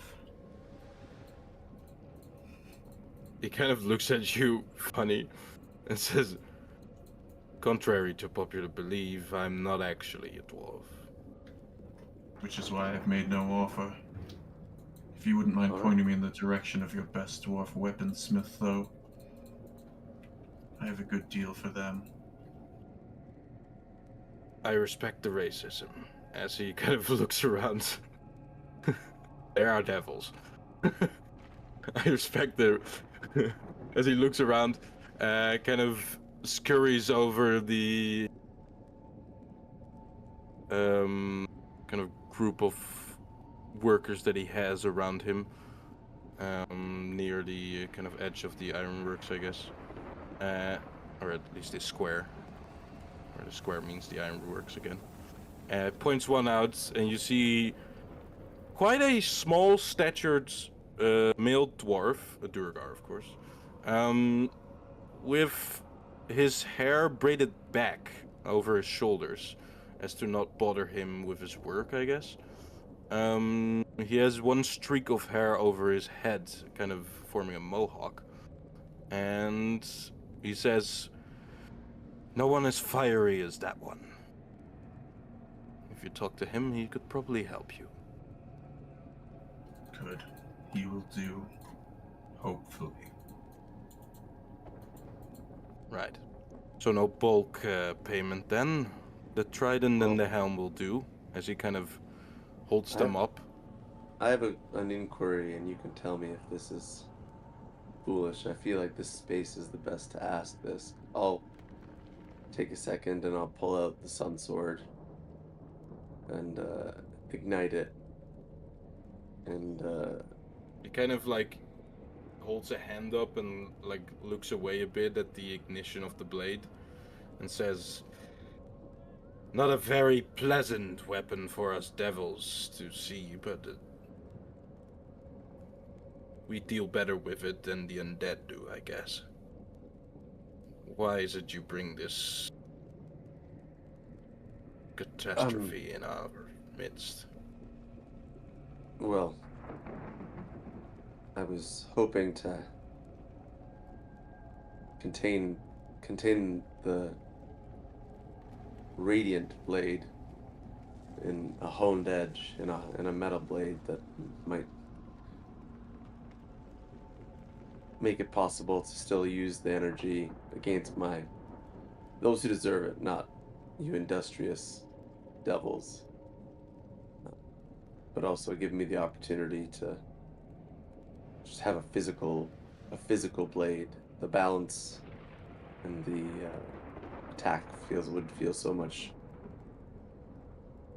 more of my speed. Kind of looks at it, obviously doesn't touch it, and says, "Now that's an interesting request. Don't get me wrong, the golden plushie is also interesting, but I'm more specialized in weapons."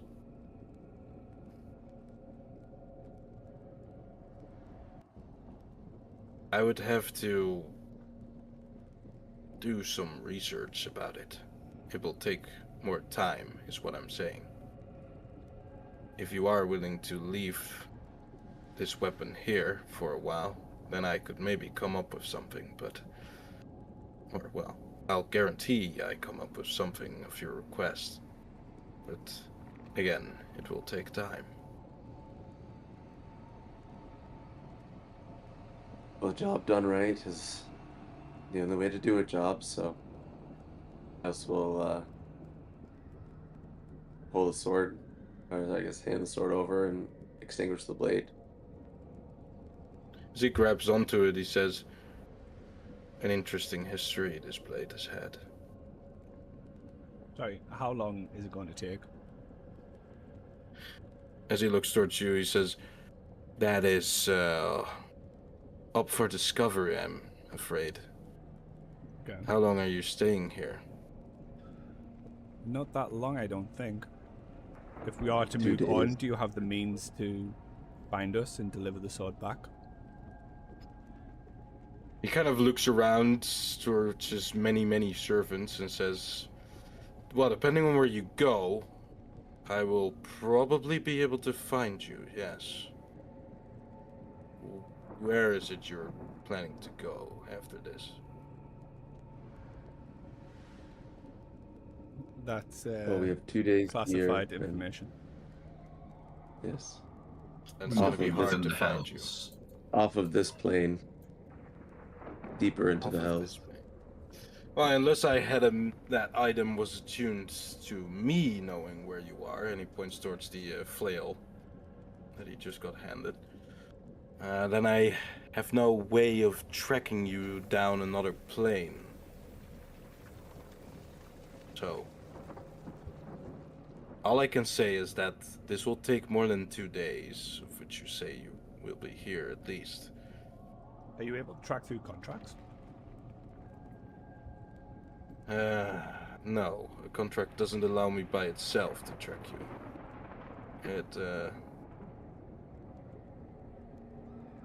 No, it doesn't.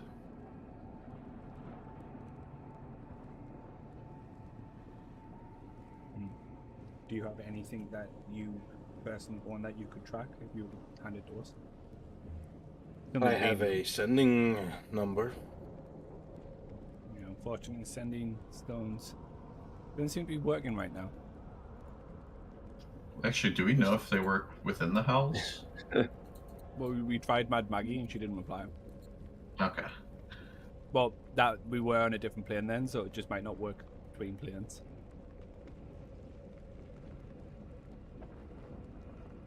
They seem to be working for us. We use them quite often. I mean, yeah, we'd have to think of somebody to get rid of though, because we're currently full.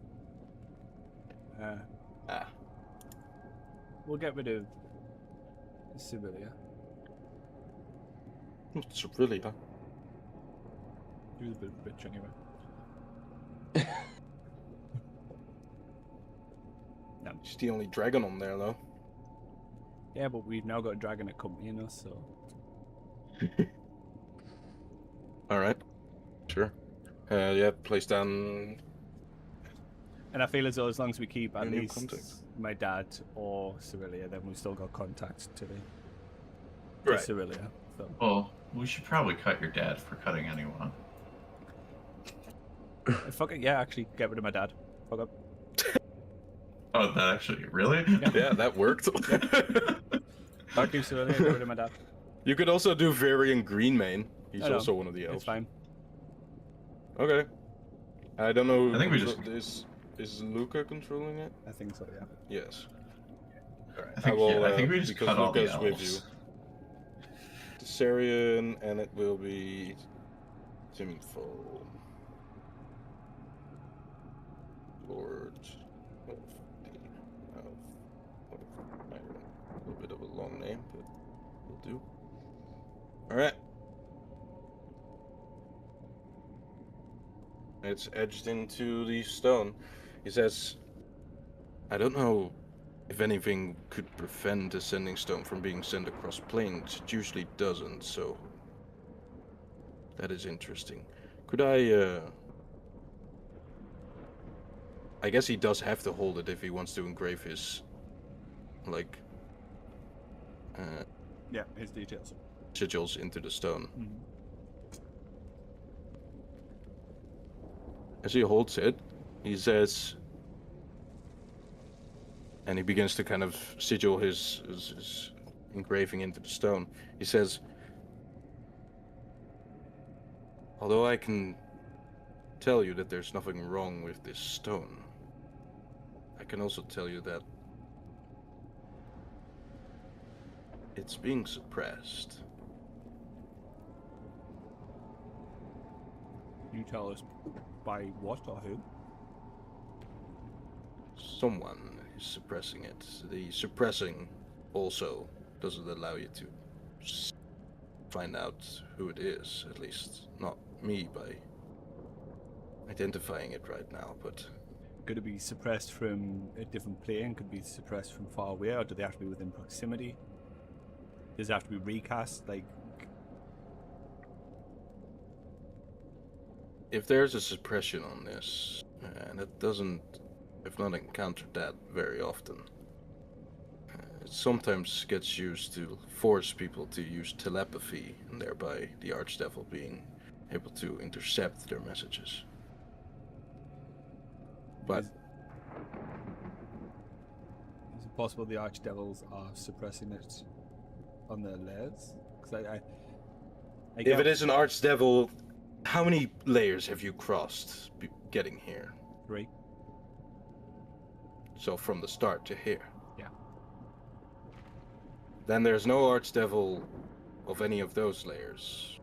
The only archdevil that then could do it is Asmodeus himself, as he would be able to do that across the planes. You see, no archdevil of any other plane has the power to do this, at least from its own plane. Does Asmodeus have the ability to listen to telepathic conversations across all planes, or does he need to be in the plane itself to listen? I don't know the specific powers of Asmodeus, but if you were to ask a question about the limits of his powers, then I'd say they're just as good as any god, so pretty much limitless. And so given that, then he would just be able to cast suppression the moment he detects that we're in the hells. Right.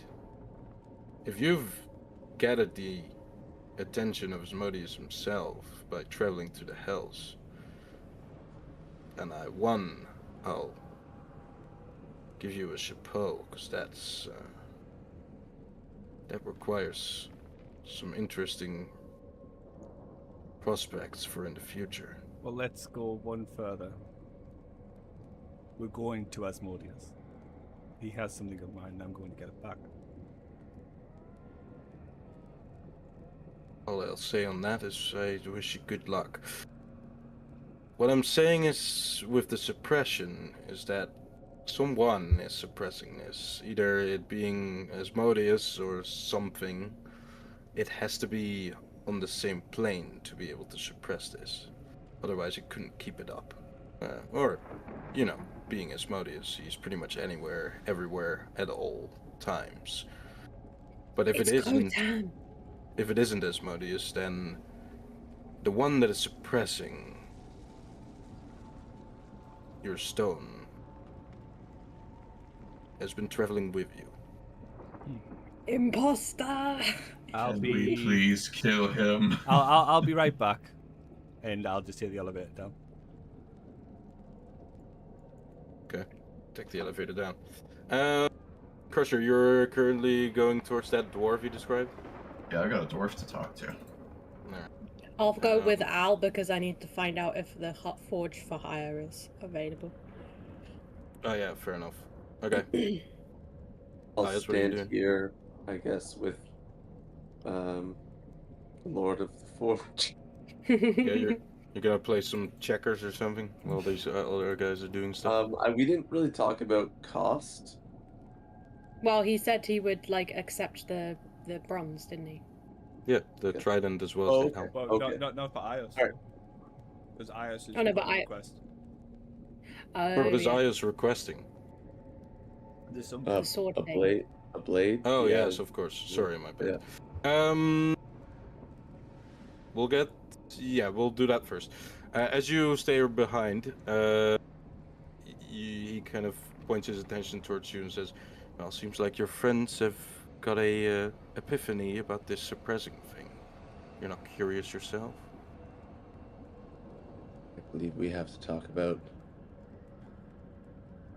maybe some specifics of this blade. Ios will then produce Solus, and he'll say, I intend to move a companion of mine that lives in this blade into the blade I want you to fashion to that sun sword, but This request is getting more interesting by the second. yes, I thought that might sweeten the pot for you. I'll tell you what, Dragonborn. If you allow me to work on this blade, see what I can do.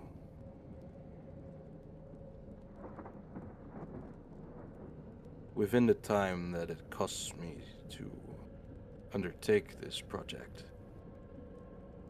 once it finishes, I will treat the experience as my payment.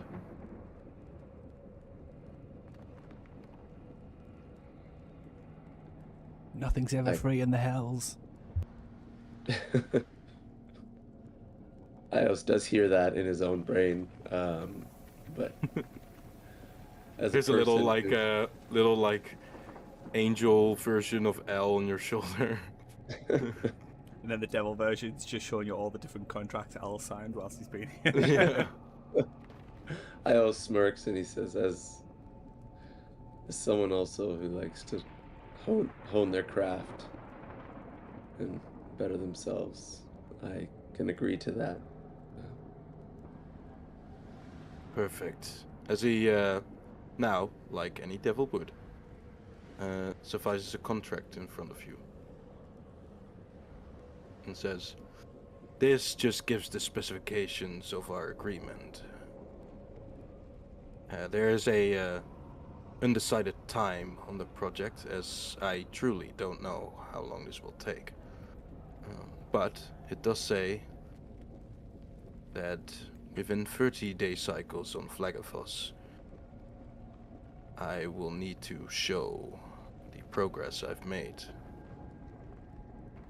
So, either you return by then to Flagafos, or that sending stone of yours gets fixed and I can actually communicate with you. Maybe I have it done by that time and you can pick it up." Maybe. Or if you give the location of where you then currently are, I could probably send one of my servants across the hells, if you're still here, to bring it to you. It will be included within the experiencement that I was talking about as payment. Ios nods and he says, "You have to forgive me for being a bit litigious with this. This is my first contract I've ever signed with the devil, and hopefully my last. But Ios will sign the contract and feel the paladin powers rush from his body." As you sign the contract, your kind of finger goes through the air, as this contract seems to be more of like a universal kind of magical thing. It's not one of the physical ones. You do feel something, not from the sword or anything, but yes, indeed, from kind of inside of you. You hear a voice. You recognize this voice as the soldier that you met within Eldensur's lair. It says, "Dangerous choices, Ios. Dangerous indeed.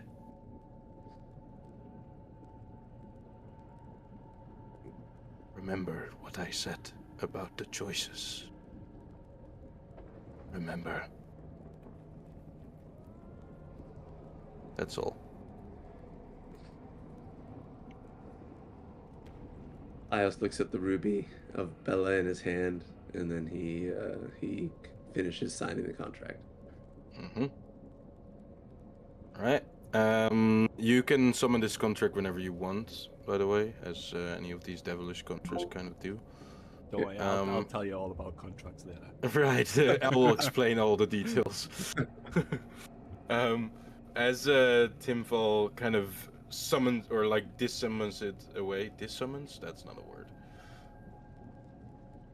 I don't know what the word is there. Dismisses? But dismisses, yeah. Dismisses the contract into thin air, kind of burns up. And he says, "I will see you within 30 days or less, I guess. Or at least at the minimum, speak to you. Oh, by the way, if you didn't read it already, if you fail to show up within those 30 days, then the weapon will be mine. Gotta read your contracts, buddy. Well, I hope Yop's ready for me to ask about my contract every 14 minutes. I'll keep a little timer track thing for the days. But I'm pretty sure you can ask Fook as well. Yeah. Usually it's not that hard, just count the long rests, and then you're good. Alright. Crusher, you make your way over to the dwarf. You've never seen somebody so energetically banging away on an anvil. As this guy is double-handing two hammers, like double-wielding two hammers, and like kind of in succession of each other, hitting away on what seems to be a sword. The sword somehow is not getting destroyed by this method of work, and seems to actually take shape rather well. As you get closer, you can hear within the kind of clings of the hammers, you can hear the exciting screeching and screaming of this dwarf. This is exactly the guy I'm looking for. Yep, he's perfect. Right. You're not sure if Timfall just pointed you at the most crazy nut job that there is in this ironworks, and that he is actually good at his job, or that he just wanted you to have he kind of just thought it was funny to send you to this guy in particular. I needed a nut job. This is perfect. All right. Well, you approach him. You approach him from the back, so he doesn't notice you. What do you do?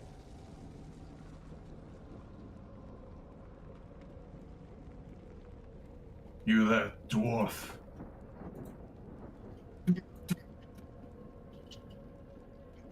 He doesn't hear you. I mean, I'll walk to in front of him. All right.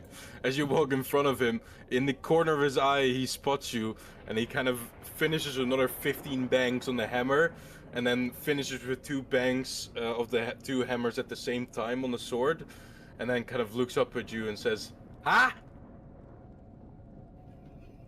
I hear you are quite the weaponsmith. What? Speak up louder! I hear you are an impressive weaponsmith. Well, of course! I'm handy. Handy, best smith in the ironworks.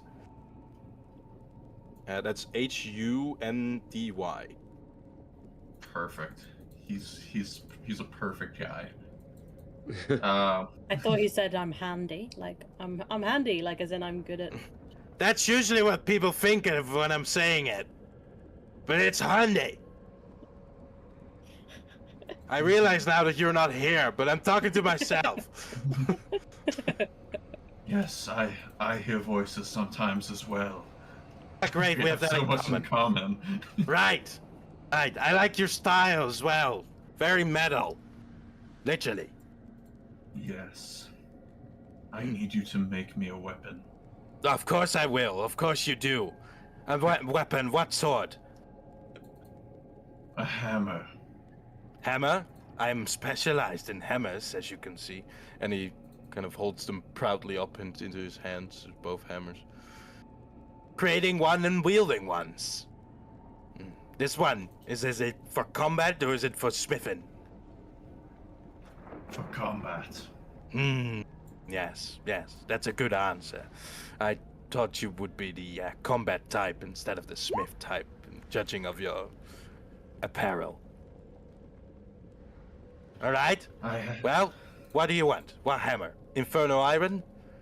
Steel? Some other lame metal that I don't use? I have a particular recipe in mind for it.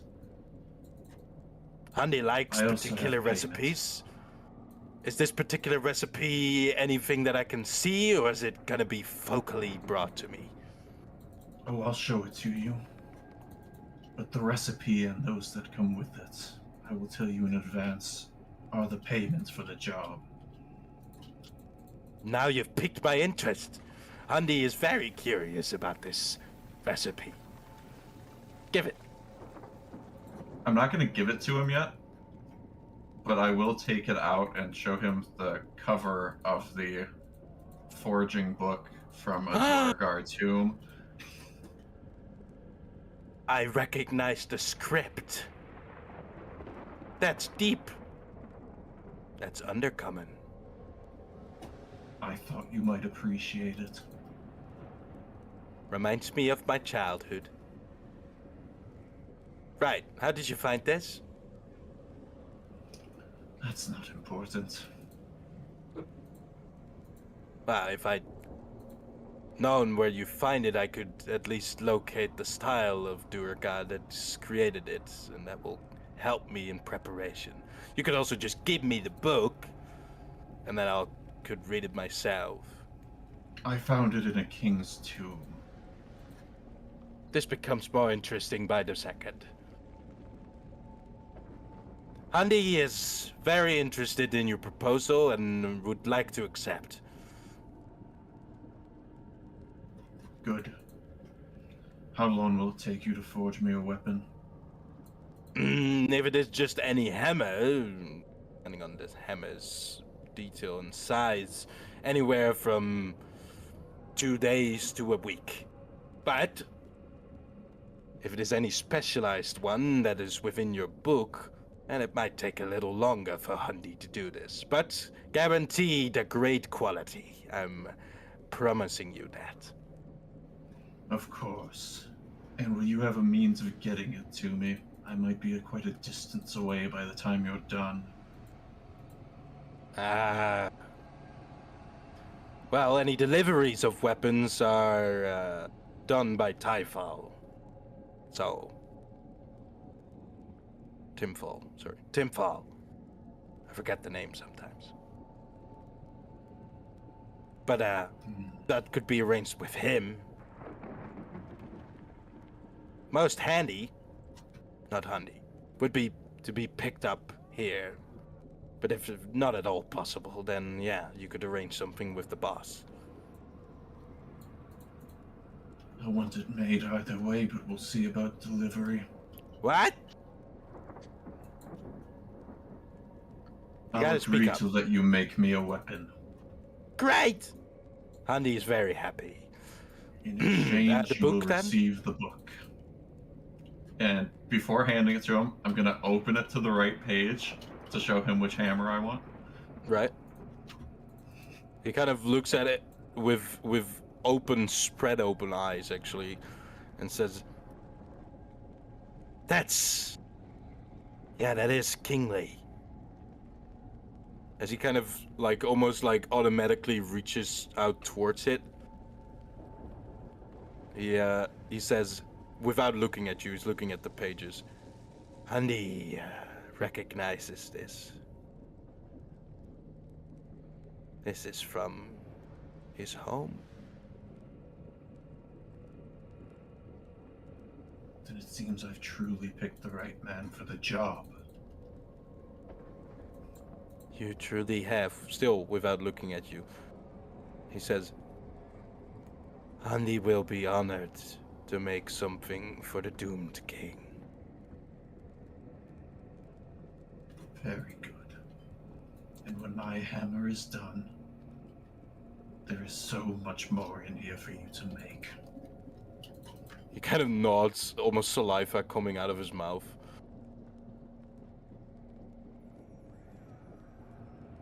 Then he kind of snaps back out of the book and looks at you and says, Andy will do his utmost to complete your hammer. And then afterwards, he will have a lifetime of work to do with the rest of this book. Thank you. As he grabs hold of it, if you allow it. Yeah, he can have it now. Great. I will do the fastest work I can do without sacrificing any quality, any of the time that these masterworks need to be created with. And he will contact you within a few days, if possible. Are you still in the city by then? I plan to be in the area for a few days. I will check back before I leave if possible. That works too. That works too. He kind of like, with one, like his hammers are put down now next to his anvil. One hand is grabbing on tightly towards the book. The other one reaches out and says, any name that I can give you, oh, great supplier of knowledge. I am the crusher of hope, the ender of life. He kind of listens in awe, kind of nodding along as you like say out your titles and says, well, I'm Handy. That's it, really. But I am glad to have met you, and glad to have acquired this book, this guide to greatness. I will see you in a few days. Oh, great crusher of hope. Yeah, I have a minion, maybe. I'm no minion, but a friend, maybe. Hundy, you're hearing things again. No one's called you a minion. What? I can't understand you. Very good, Hundy. You understand? You don't understand me at all. Goodbye now, Hundy has to work. As he fucking, like, he grabs onto the sword that he was creating, just throws it off the second story that you guys are standing on, and begins to, like, go through the book. Or go through that particular page, actually, I guess. The hammer. He's gonna just flip through the whole book, look at all the pretty pictures before he starts. Yeah, he kind of does. Seems like a child in a candy shop. Alright, back to Dahlia as well as Plane, who are rushing towards the, I'm assuming, gondola. Well, Dahlia wants to look for a forge, right? Well, I was going back because the guy said he would Right. inform Inform Ko. about like whether or not there was a thing. So I'll try and get that out of the way before all hell breaks loose. So I'll just, if we're getting back to Ko, I'll just say, did they say if there was a forge available for hire?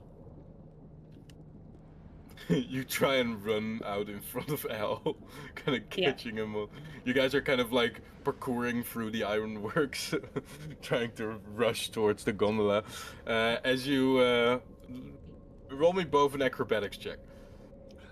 Oh, for Christ's sake. See who gets there first. Sure, not athletics, right? No, acrobatics.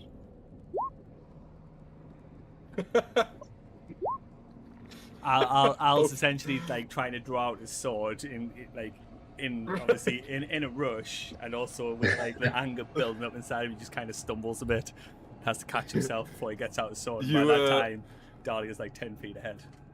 Right. You kind of like Dahlia, you reach not way, you're doing pretty badly as well, but like you do reach before Al. You see him kind of like stumble over some fucking ironworks and or like some smithy or something, and one of the dwarves that he fucks up his work and like gets into a argument with him and stuff. Fuck me? Thinking, Fuck you! Yeah, right. Yeah. I'm walking here. I'm smithing here. What do you mean, fuck me? Don't leave your fucking shit all over the floor! And you leave him behind to quickly get your information before not only that is resolved, but then the hell between whatever you're assuming Al is going to confront Ko with is going to take place. You reach the docks. You see that the actual spine devil that got sent to get the information about the free the free plots for smithing, is actually talking to Kotem currently as you reach them. And he kind of finishes his sentence as you reach him with, so it is available, but you have to be quick. Okay.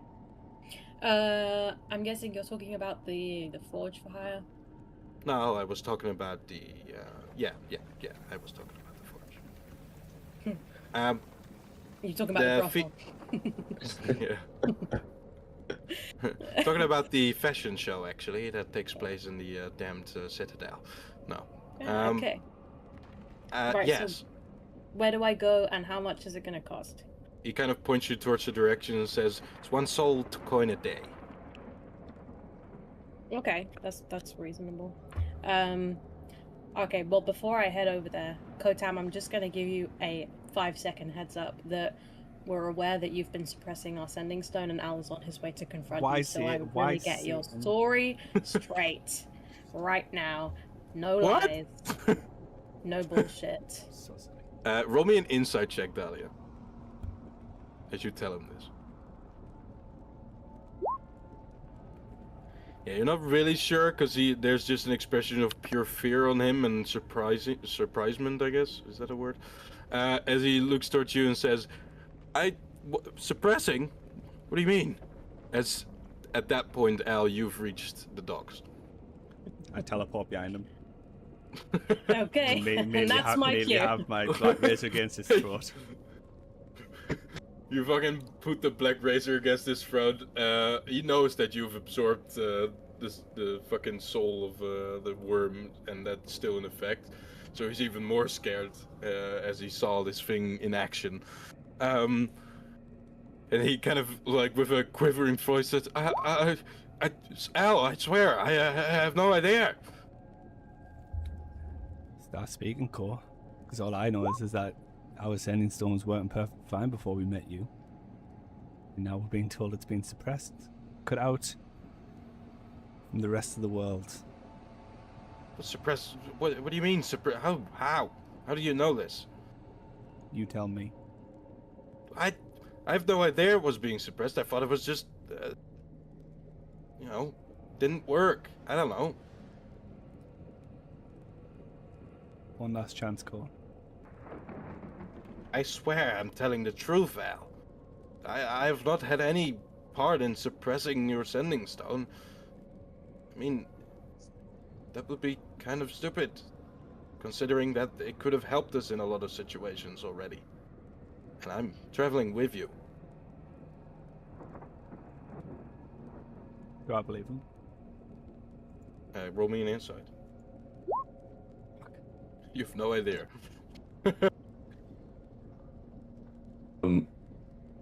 You will think about it, and it doesn't really make sense for him to, like, be sabotaging the sending stone.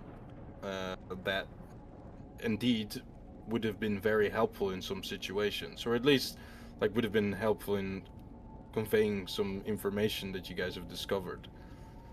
Also, contrary to how his reputation is within this party, if he's in the times that he does something that he, like, maybe works against you, you pretty much all the time it's not intentional.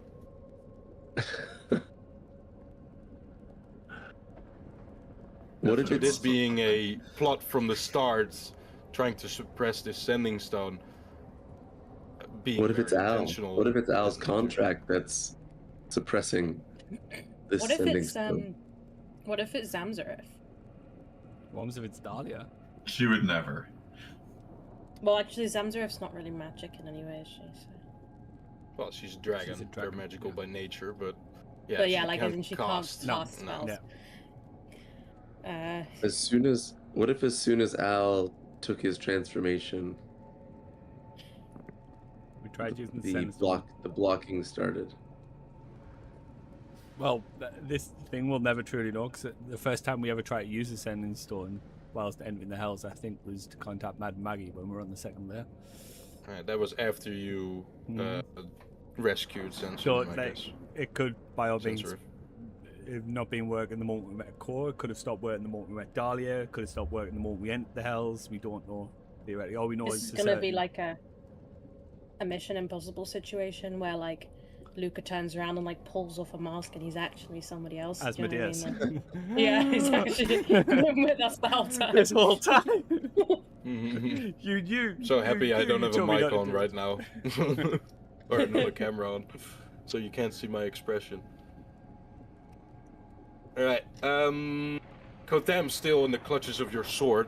Is gonna kind of hesitantly ask and say, why do you suspect it's me?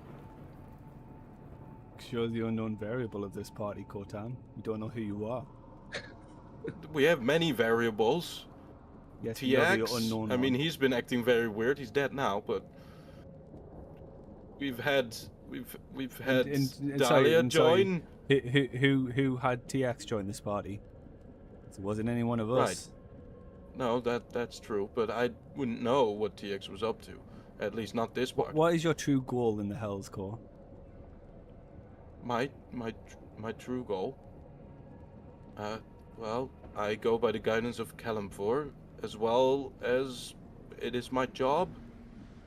The guide through the 9 Hells has kind of been my thing for the last few decennia. And Remius recommended that I would guide you through the 9 Hells. I'm trying really hard not to draw this blade across your throat, Core. I don't know what to tell you else other than that. I don't know what suppresses the sending. I didn't know it was being suppressed, but I don't know what is suppressing it or who. But it could be many things. If you think that it has to be been with us the entire time, I mean, I don't know what's been with us the entire sense. Sensoriv, Dahlia, me, TX. Your statue. As you say this, he kind of widens his eyes a little bit and says, yes, that too. I'll lower my sword. When we're back at the As ship, he kind of turns around slowly, he kind of takes a step back to create a little bit of space between you, and says, the statue,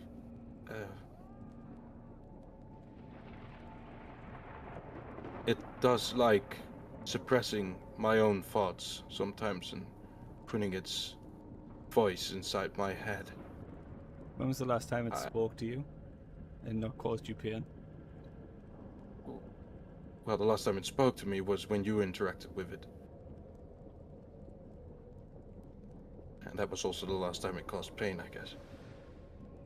But the last time it didn't cause pain particularly was when I was leaving the Hells. You see, it always follows me. So the last time I left the Hells, it followed me across the plains and showed up at my humble home inside the material plane, or on the material plane. When we get back That's to when your it spoke ship, to me you're going to last. have a word with your statue. And we're going to find out what's really going on here. I've given up long ago finding that out, but if you think you could change that, then I guess it's worth giving a shot. If it finds out that you were the amplifier for this statue to suppress the Sending Stone, then I will kill you. Unknowingly? Even then? If it stops the suppression, then yes.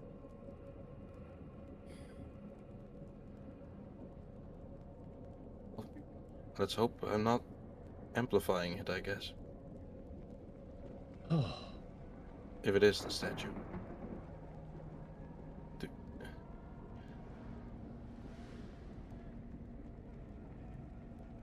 I'll just kind of like barge past them. Sure. Back into the ironworks? At least to the steps. In the entrance. Right. Dahlia, you've kind of quickly left this situation as it unfolded upon the teleportation of Al behind Ko.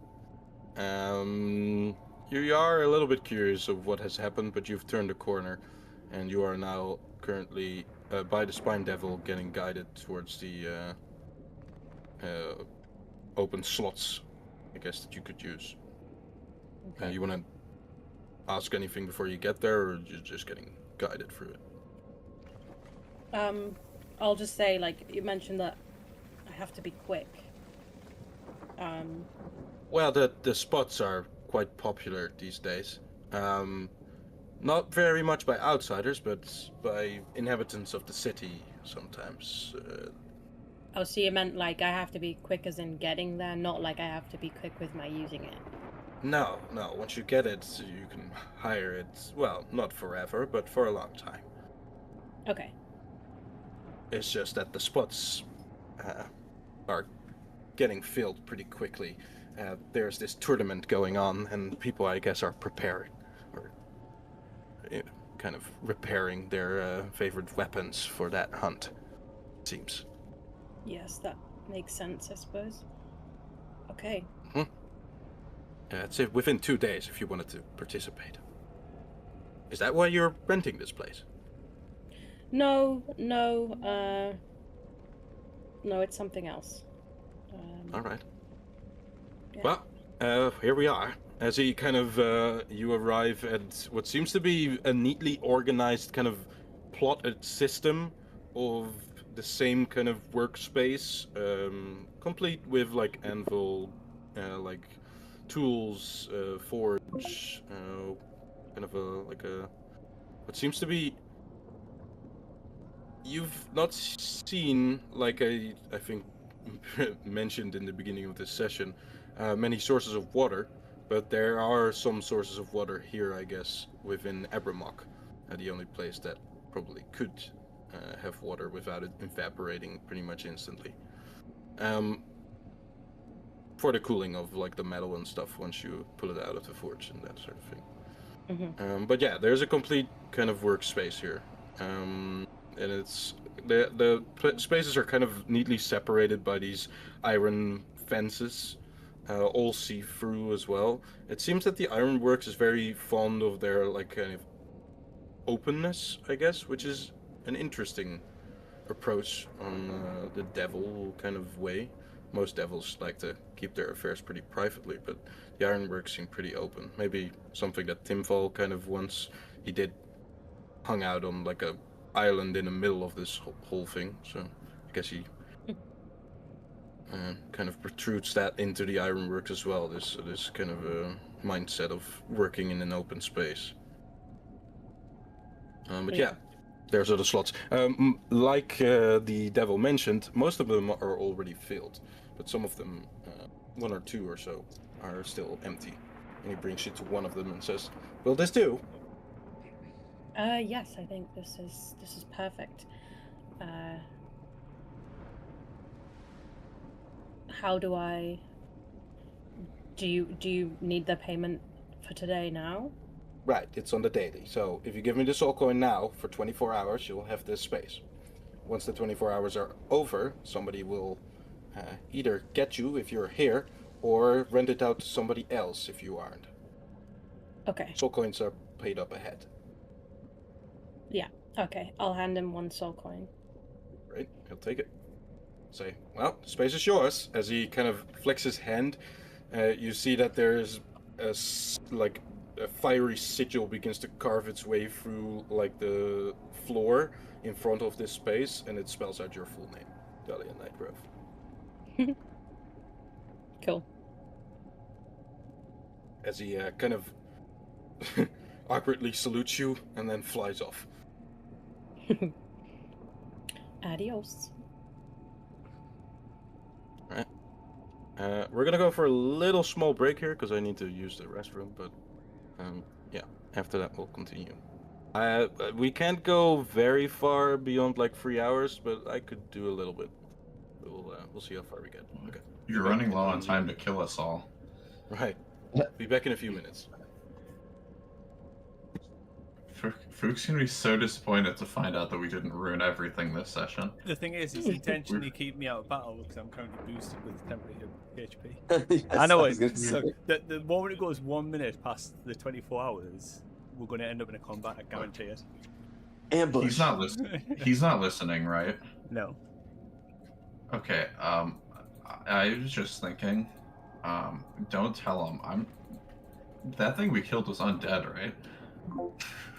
That What? worm. No. Was the big worm? Was it not? No.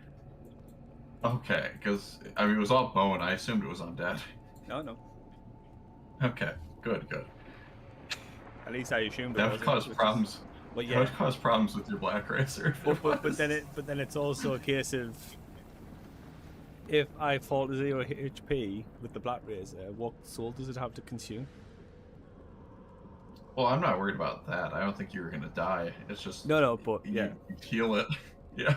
it doesn't heal. I just take the damage instead. I think. No. It says that the target regains hit points. Does it? Yeah.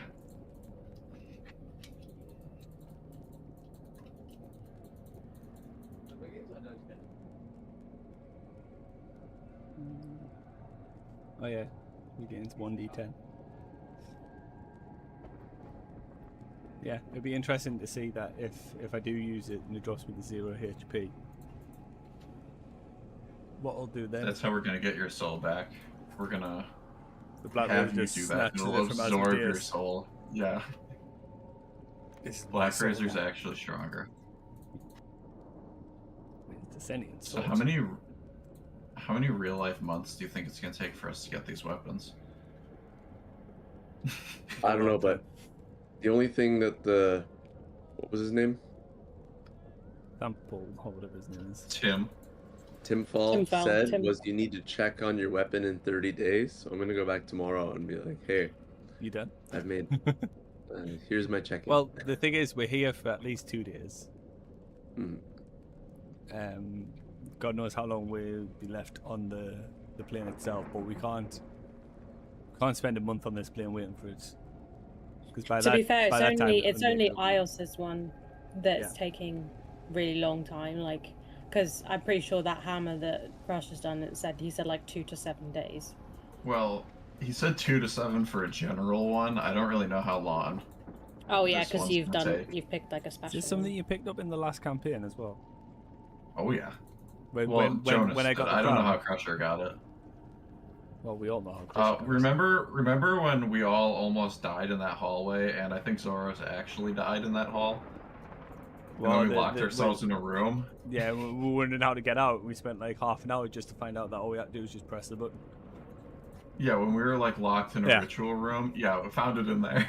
When Zoros got the king's axe. In the same dungeon, but not the same place. Yeah. Like when we were leaving and we got almost massacred in a hallway. Yes. And then Zoros actually died right after he got that axe. Man, Harvey died a lot. Yeah, he sure did. He was first to go down in the TMF fight as well. Yeah, that sounds right.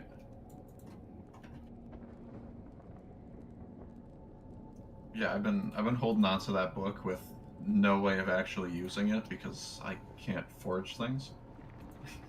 So finally found someone who can. I was gonna say you could have spent your downtime learning how to forge, but I was obviously busy. You busy dying and become Crusher, so I'm What do you mean? back. Who Shush, died? he's back. Ian, stop slagging him off. He's here. Seriously, Ian, it's uncalled I was for. muted. Yeah, like the story. Ian, Mutes we himself don't right like when people that do that here. You can It's hear really aren't mean. as nice as you make out, eh? Yeah, please refrain. So sorry. All the others doing a great job, by the way. Thanks. Keep up Oh. the gossiping. Thank you. We're all a little bit spread out here, but across the Ironworks. But I think Aya's, unless I'm mistaken, you will probably return to the docks as well at some point. Yeah, I also he descended and he's gonna catch up to see if Ko's dead. Sure. As I you ran here as reach, fast as I could. as you walk or run, I guess, towards the docks, you will meet. I'm guessing Dahlia, or are you staying there to already start working on whatever you're trying to work on? I was gonna start working on this thing. Yeah. Okay. Alright, well then you're not meeting her. As you run back towards the docks, you will see that Kotem has not been killed. Al is kind of at a distance thinking over what has just been said to him. And Kotem kind of is still in shock, leaning against the gondola that is parked still at the docks. What do you do? Ko, I guess you're not the Sending Stone assailant? Well, according to Al, I might be amplifying it, but not with intention, no. Okay. How is it you guys came to the conclusion that I might be the one doing this? Well, we handed our Sending Stone over to get Timfall's, Timfell? Was that how? Tinfall? He's in the journal. Tinfoil. Tinfoil. Tinfoil. It's all a conspiracy. Tinfoil, Lord of the Mouth of Iron. Okay.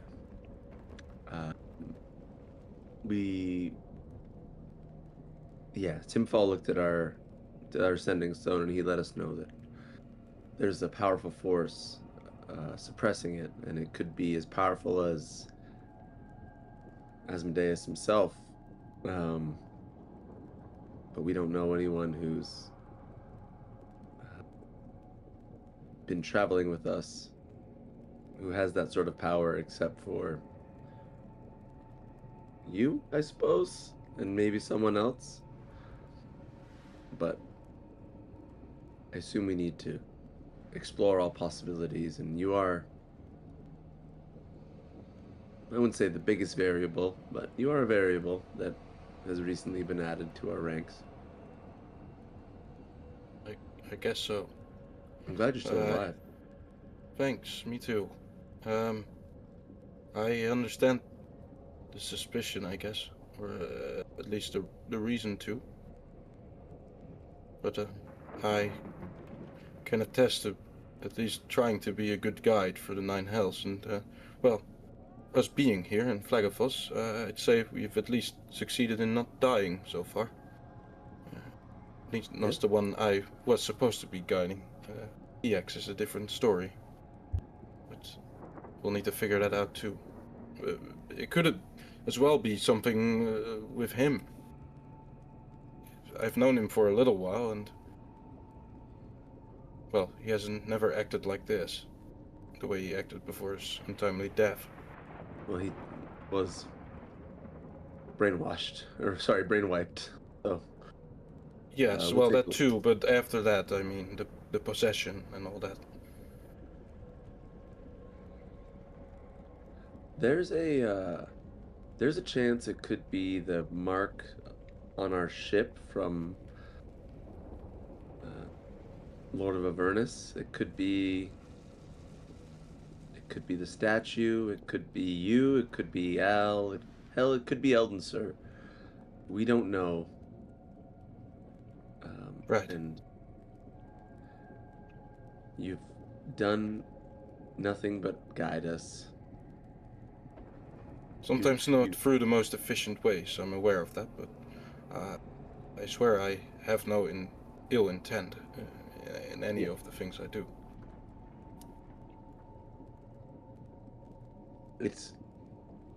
I believe you fully. I don't think that you're trying to suppress our connection and put yourself in more mortal danger than you need to be put in. Right. But yes, I'd like to keep the mortal danger to a low percentile as possible within the Hells. I've known from experience that keeping up to those details keeps you alive. We'll get to the bottom of it. Is Dahlia staying here for the night? Is she? Where I is have she? no idea. She went away with one of the spine devils to look at one of the hireable smithy plots. I guess you'd ask one of the spine devils to find out. Maybe. She's not returned. Would Dahlia have told us if she's staying for an extended period of time? She hasn't. Yeah, I haven't really had the opportunity to explain it to anyone. Okay. I guess I'll like wait until somebody either comes to ask me or I don't know. I can't really. We're not telepathically bonded right now. I'm assuming. Yeah, yeah. I'll walk in and find Dahlia and You find the spine devil that has guided her to wherever she is. He has returned to the docks by now. So you ask him, and he says, she didn't say anything about how long she was gonna stay there. She's hired the plot for 1 day, so at least she'll probably be busy for that time. can I just be pointed in the direction of her then? Oh, yes. Yeah. Well, I don't have anything else to do, so I'll guide you. Oh, phenomenal. He flies off. Dahlia, are you going to be here a while, or do you want us to go on without you? Dahlia will show you a picture, and then she'll say, "Yes, I'm going to work on something for Luca, but I guess you guys can do as you please. In the meantime, I'll be here." All right. Do you want any You guys have to help? wait for the tournament for 2 days anyway, so. Yeah, so no, I'm okay. I'm crafting with crushed gems, and I am a proficient jeweler. So I'm hoping this should be relatively straightforward, but who knows? We shall go try to get some ill-begotten soul coins from the Citadel of the Dead. So be aware that if you are to leave this, the ironworks with the gondola, then Dahlia is kind of stuck on here, unless she can convince a devil or another passerby to like give her a lift or like pay to give a lift. I guess that works too. we'll come back for you after we go to the Citadel of the Dead. Is that okay? Like, do you think you'll be? Yeah, I mean, worst case scenario, I'll wild shape and I'll fly. All right. To you guys. I will make you aware that the hot air will make flying a little difficult, but you'd be able to manage probably. I can probably wild shape into something that will be a bit better at coping with the heat. We just stood on the other docks. We just see this little bird flying across, and all of a sudden it just drops in, plummets into the lava. Out pops Dahlia. Help! Help! You know, I guess I'm fire resistant, but this is not fun. Birds ride. Still fucking hurts. Like birds ride hot air up. Yeah. Sometimes. You know, if you wear the ring, you could just go for a swim. She's just gone. She's gone.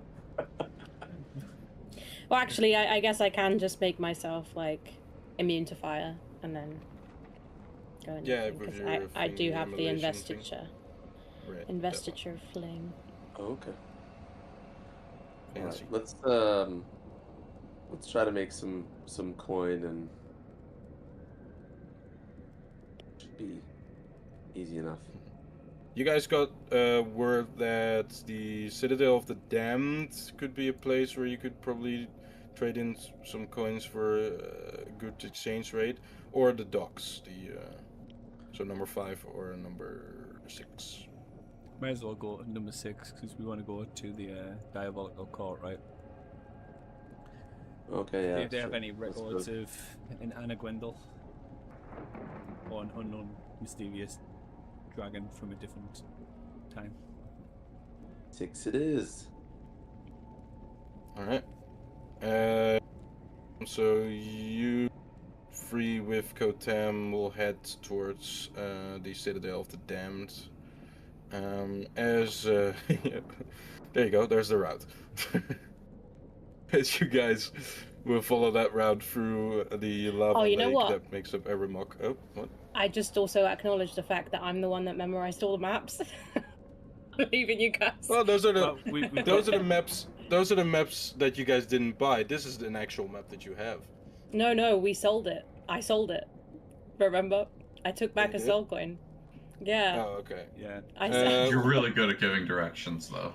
Yeah, I guess you guys will be able to. We'll keep it on here just for. Look, we're not going to get lost. It's fine. Like, we know roughly which direction we need to go in. I'm sure we'll be able to pick out a citadel and a massive court. Al used to be a ranger, so I'm sure we'll be okay. Al used to never get lost. now he gets lost all the fucking time. Now he's lost. Al, roll me a survival check as you try to hone up your old skills. It's not bad. With some pointed directions from the ironworks and some kind of like vertical climbing and then seeing where you are and then climbing down again and following the streets, you are in time able to figure out where the Citadel of the Dead is. Damned, sorry. Here we go. A heavily fortified barracks housing, or a heavily fortified barracks housing thousands of Gezra's police devils, patrols depart constantly to police the upper 4 layers of hell.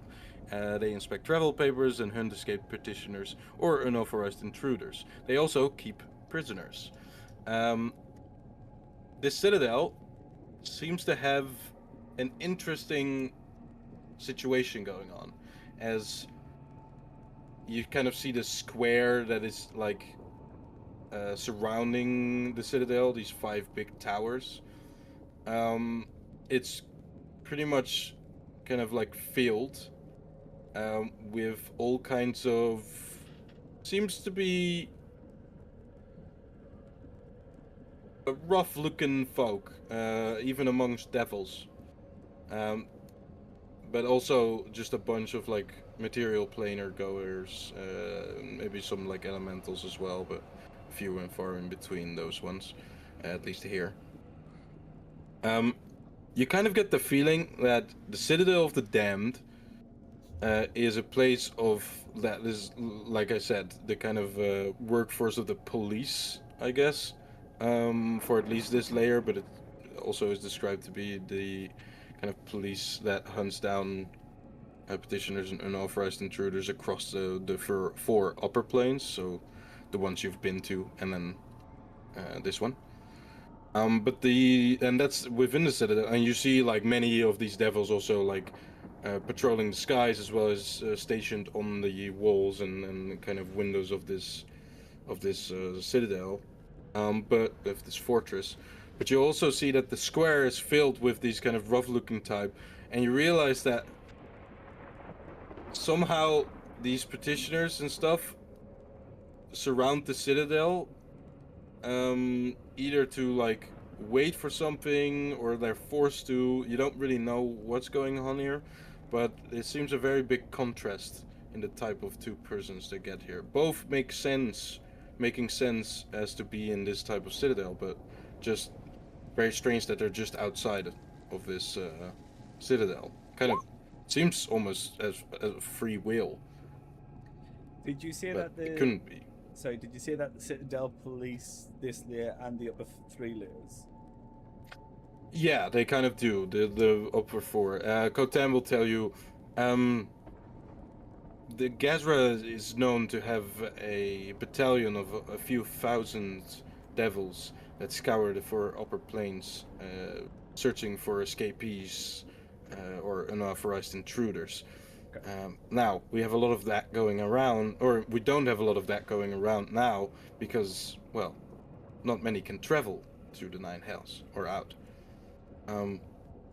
So they literally just look for escapees from this layer in the upper 3 layers?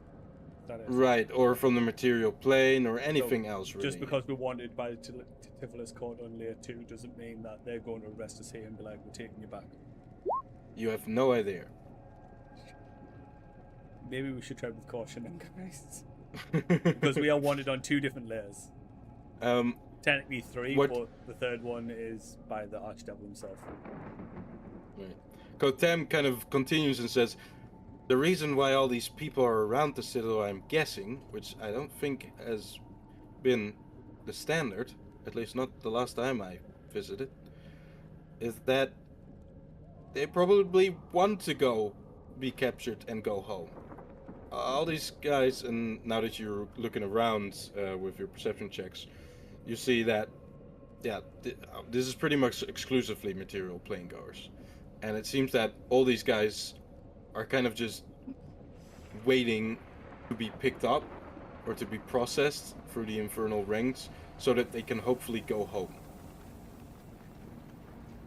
So you're looking for Genevieve? Shoot, I'm gonna look for Anna, and now that Anna Gwendol. Anna Say Gwendol, we know where sorry. Genevieve is. Yeah. Well, Yeah. provided she's still there, but yeah. Anna Gwendol is what I'm looking for. Genevere. With a G as well, not a... Or J. J, yeah, yeah. J, sorry. J. But yeah, Anna Gwendol is the one you're looking for on this layer, I guess. Right, so yeah, you see an entrance. All of the 4 outer towers seem to have entrances. They are currently locked up and heavily guarded, it seems. But there are some, like, material planers kind of, like, maybe approaching them sometimes, like asking towards the devils that guard the front entrances. Maybe we...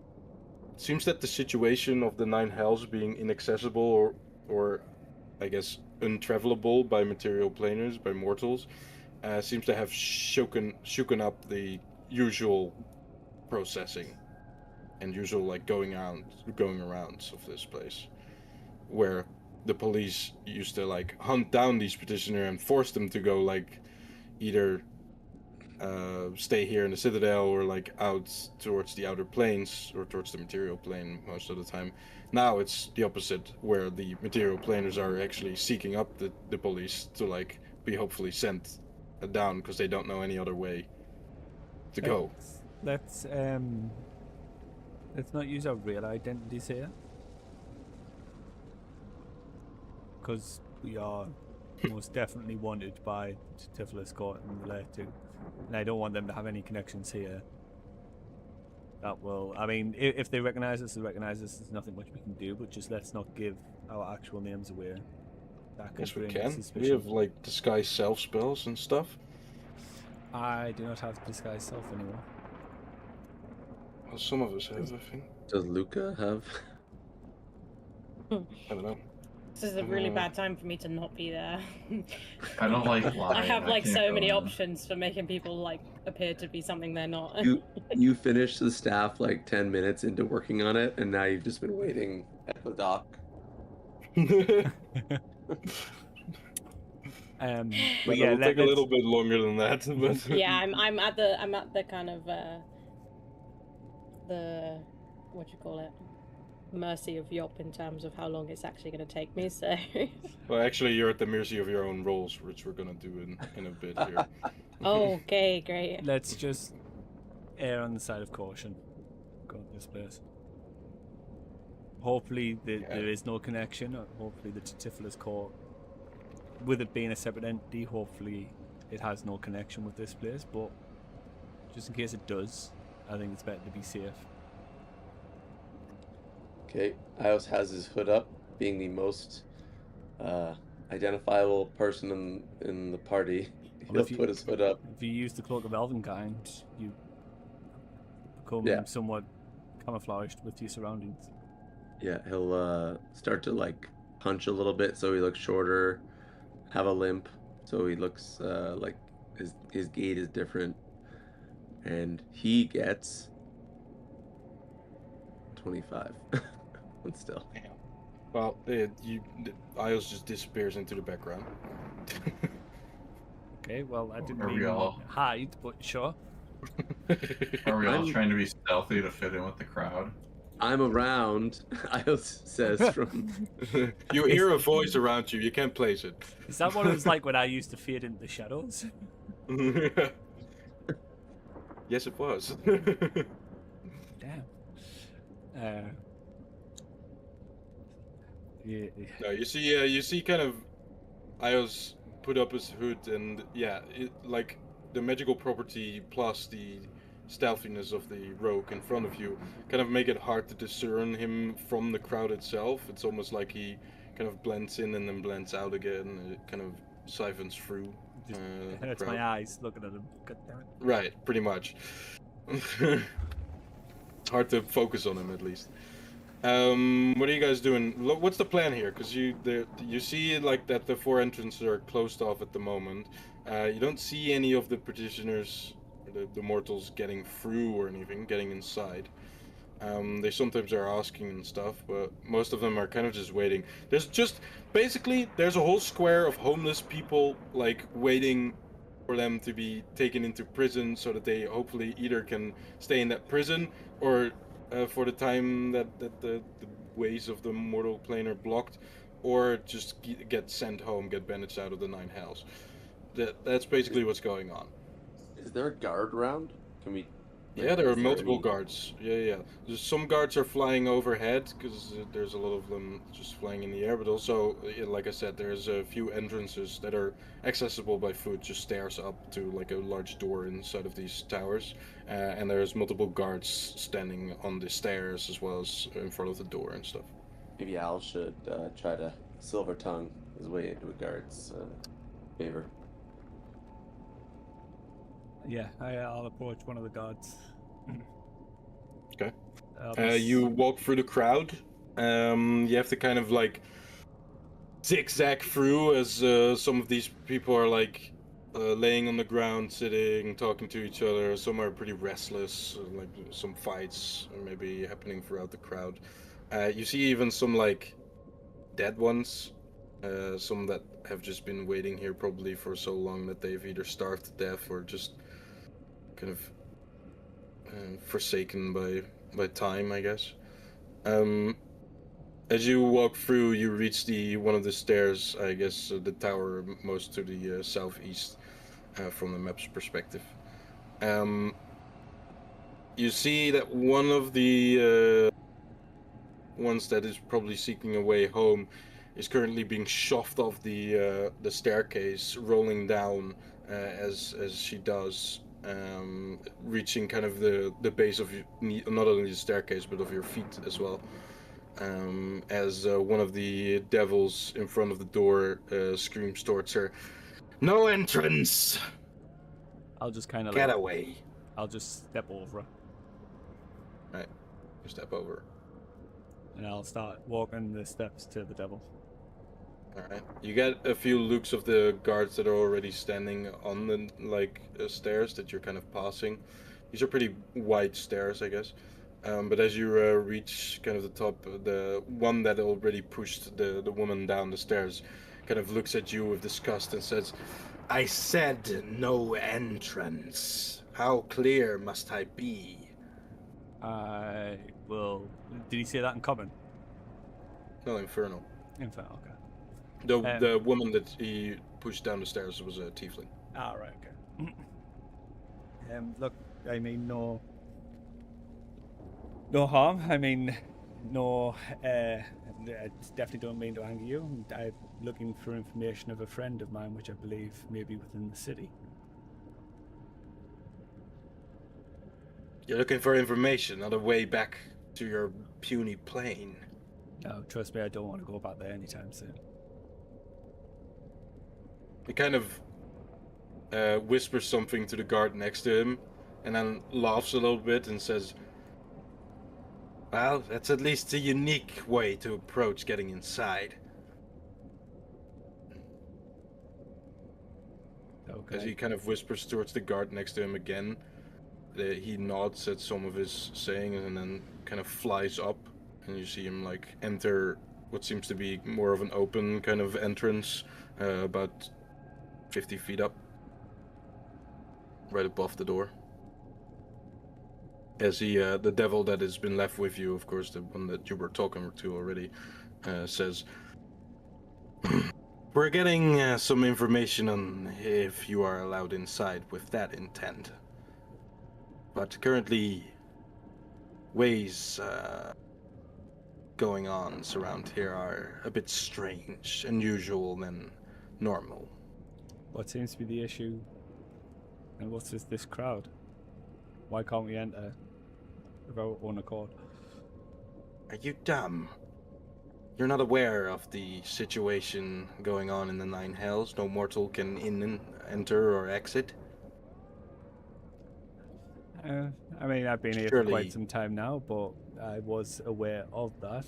I don't see why this is your problem, and why these people should. It is not our problem, usually. But these fools thought that we could somehow bring them back to the material plane if they get sent there by us. We've tried to convince them not to, but the desperate be desperate, I guess. Somehow there's a rumor going around that we can. But I can assure you, there's not.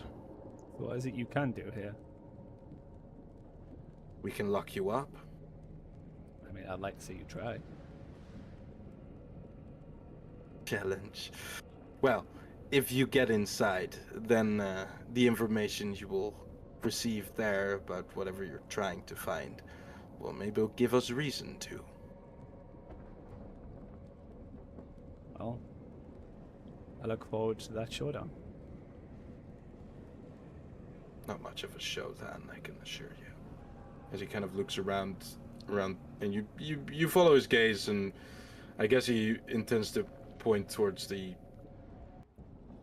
tens, if not hundreds, of devils flying around, patrolling the skies around the citadel. Without blinking, I'll just have a little smirk on my face. It'll be more of a showdown than you'd care to think.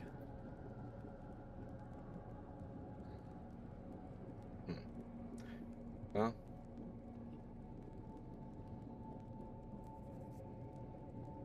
we'll get to a conclusion on that within time, I'm sure. As his colleague kind of flies down again, nods towards him, whispers something in his ear, and he says, "Well, I guess it's your lucky day. You've been granted access, if you so wish to. Are you alone?" No, I have some compatriots with me. Where are you guys currently located? I've been beside Al this entire time. Just a pair of eyes just open up on my chest. Silas just steps forward. You walked up the stairs with him? I imagine they were like at least just a few steps behind. Yeah, I assume I came with. Oh, okay. Well, yeah, Crusher would have just been side by side. Dahlia as well? Dahlia's at a forge. Yeah, Dahlia's doing her homework. Yeah, sorry. All right, the three of you then get kind of look up and down from this devil guard, it seems, and says, well, we'll see what this brings. Good luck. As he snaps his fingers and you see two guards from the side of you kind of walk towards you. The one that is already next to him also walk towards you. Each one grabs a hold of one of you and then begins to fly up towards that hole that he went into just a moment ago. Get your hands off me, you damn filthy ape. Ios yells down, "We're going home! We're going home!" Starts kicking his heels. There's no place like home! That's fucked up. As you, well, you don't even have to stream anything, because as you get, like, flown to be, like, entered inside, the crowd around the stairs fucking erupts and, like, begins to storm up the stairs, kind of trying to, like, get a hold of one of the devils flying up. And you see kind of the devils on the stairs, as well as the devils kind of flying around, begin to land on the stairs, trying to, like, and they literally begin to stab the ones that try to get up the stairs. And then kind of as you fly up to the sort of open entrance within this tower, the last kind of sounds and sight you see of this crowd pushing into this row of devil guards. The space of chaos kind of feels or is replaced with a eerie kind of silence as the citadel now opens up into what seems to be a labyrinth of hallways and rooms that make up like archives, prisons, guarding rooms, like guarding stations, that sort of thing. As you walk past, getting guided by these three, what seem to be, what are they actually? Guess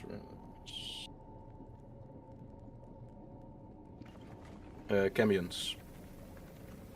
Oh no, not Camions. Where's this? Horn Devils. All right, Horn Devils. You see, these many rooms and that sort of thing.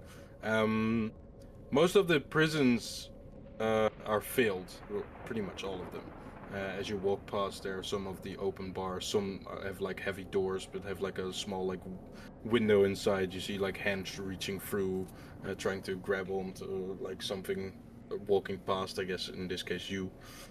You're able to avoid it, but after some walking, you come to more of an open space. This seems to be the center of this particular tower, which is kind of like a circular, bigger room.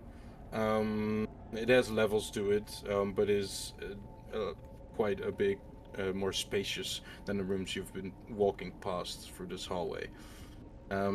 You see what seems to be a devil sitting in the center of this whole room.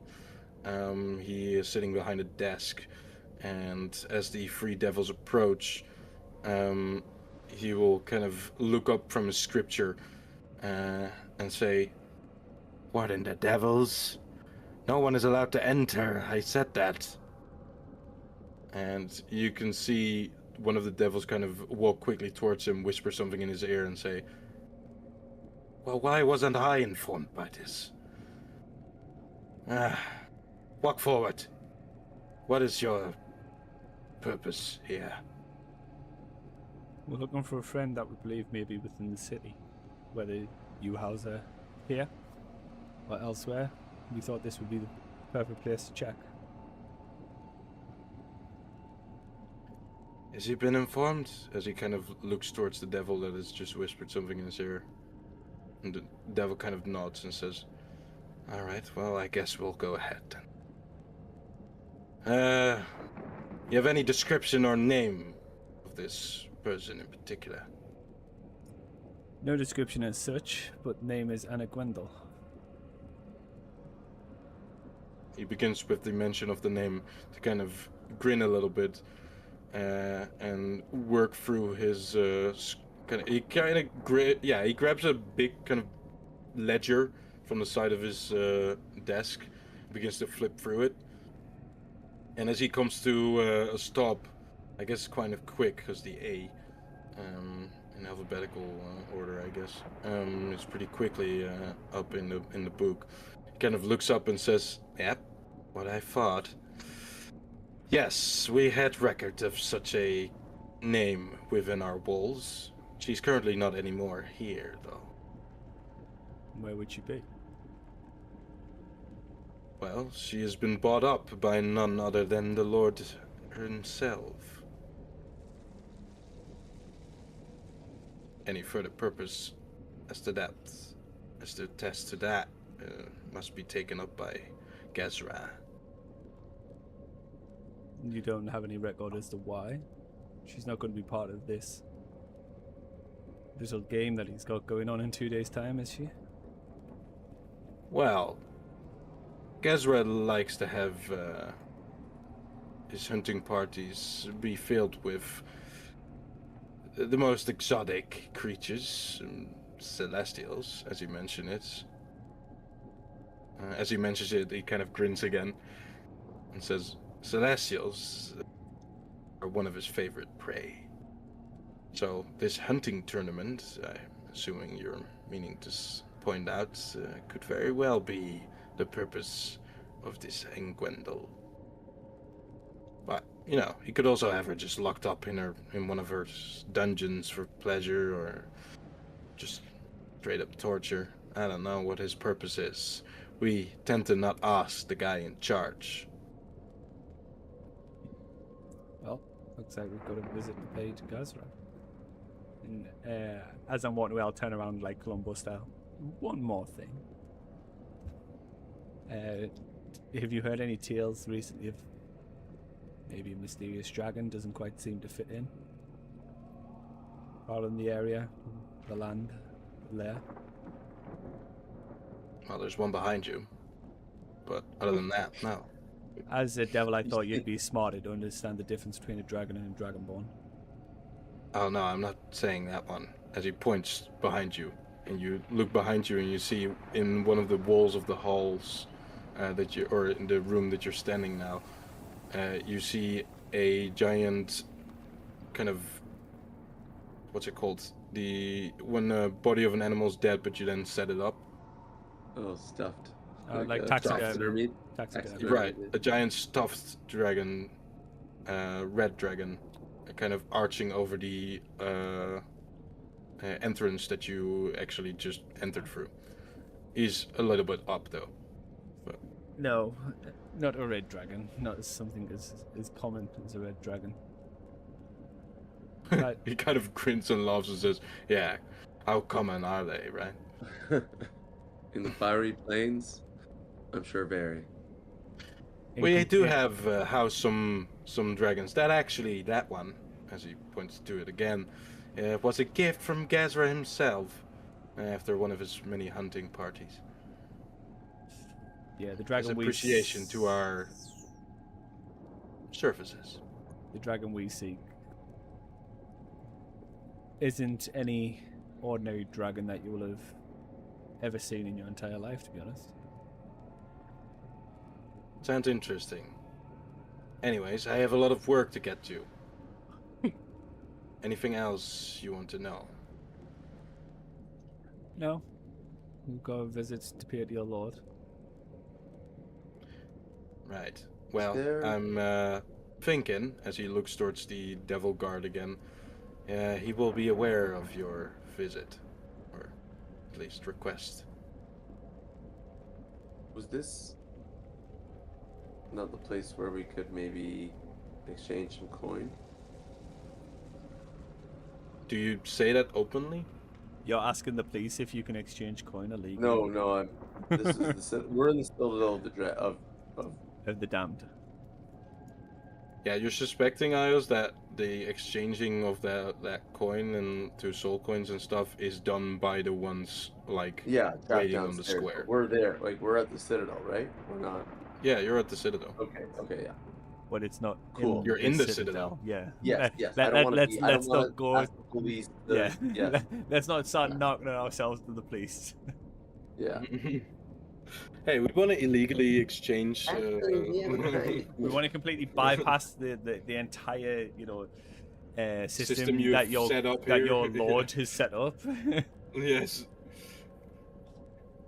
Okay. Well, you are being guided by these horned devils again back to the main, the entrance that you came through.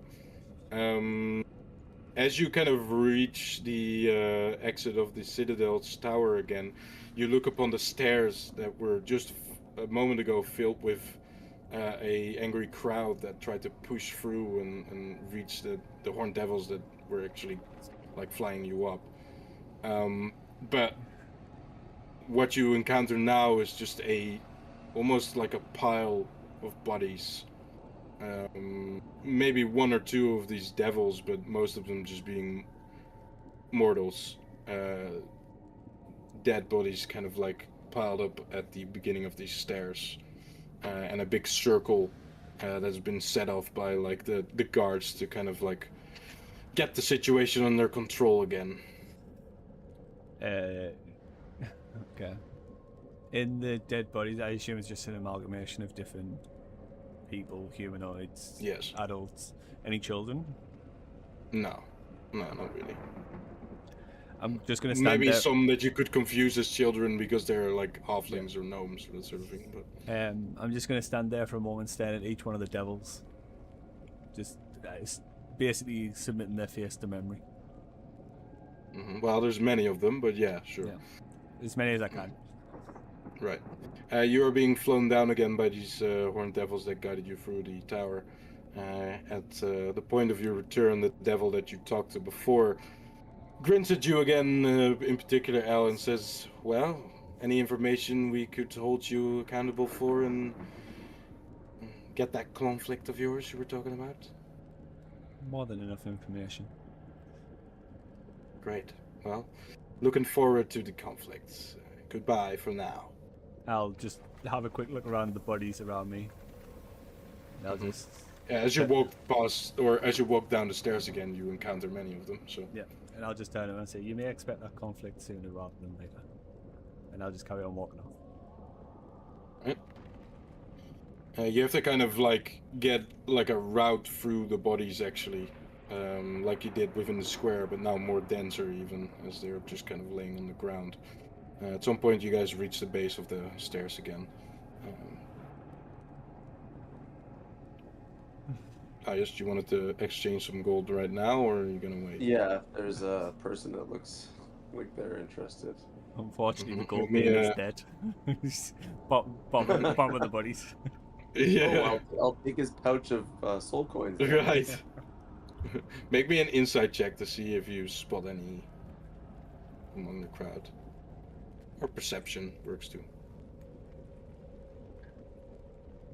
Perception, probably.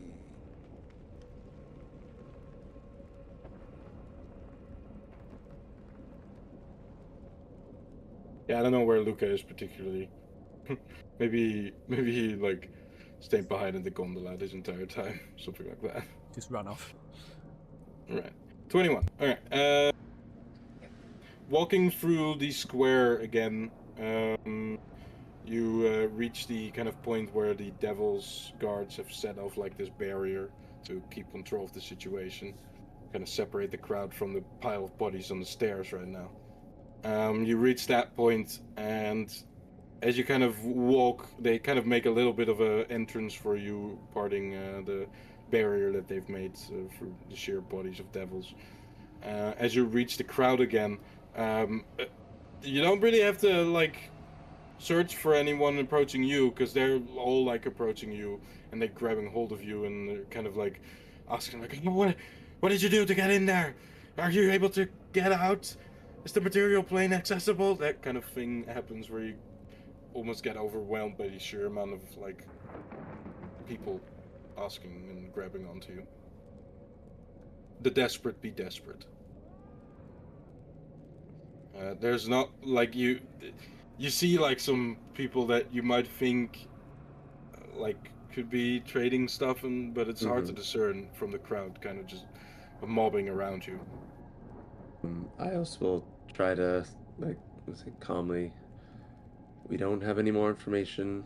We don't know anything more about the portals being opened. We have dealings on the hells, and that's the only information I can give you, but I encourage you to hold out hope. We are looking for people to trade soul coins for gold with, for when you get back to the material plane. The gold will obviously be more valuable than these soul coins, so please point us in the direction of anyone who's willing to trade.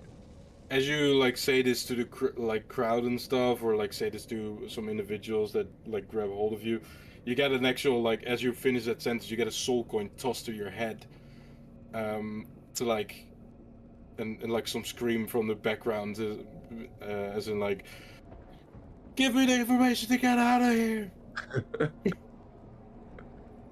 Okay, I've already made another soul coin. Terrific. Then, at some point, Crusher, you get a kind of a man approaching behind you. He kind of holds a pouch seems to be in front of you and says, I can help you if you want. Follow me, as he begins to walk away into the crowd. What? We follow. Crusher, what do you do? Oh. I'll bring my friends with. Wait, my friends are here. I'll bring these two guys with Oh, me. we're his friends. I'll bring these two that was a weirdos slip. with me. That was a slip. We're friends. We all heard it here. No, we're Crusher's friends. that was it's not canon. a slip. He just forgot that I wasn't with you guys. That's all. It's committed. Exactly. It's committed to law. It's been recorded, and it's committed to law. All right. You wave your platonic known Friends. persons among this journey. Non-platonic, non-friends. Yeah. Right. You wave them over and follow this scrawny-looking guy. He has a hood over his like face, so you can't really see who he is. Seems either like human or a halfling, small kind of stature. And he is. It's kind of hard to track him through the crowd as he's of that small stature, but you're able to. And once you get to the edge and like have told your like story again and again, Ios, to kind of repent people from grabbing onto you and like asking all these questions. You get to the edge of the square, kind of where the other houses and buildings begin to start again, and the crowd is kind of like given up, subsided, and this, what now clearly seems to be a halfling, turns around and speaks to the three of you and says, I can exchange some soul coins. I don't need them anymore. I found a way out. How That's excellent. much?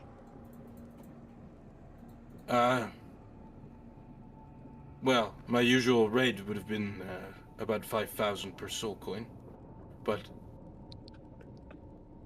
if you, if you could point me in a direction where I could die in peace, then I'll give you 1,000.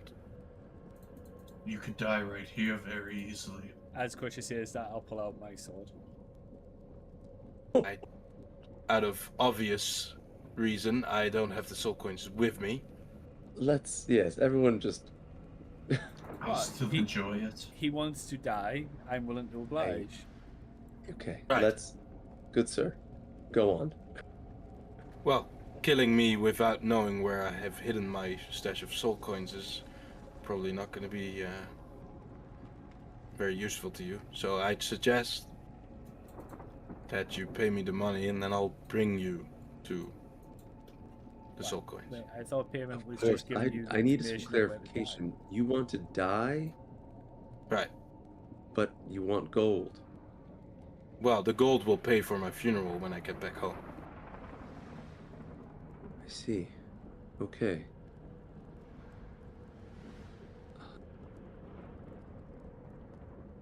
Is that? I think I'm just going to kill him. Well, is he?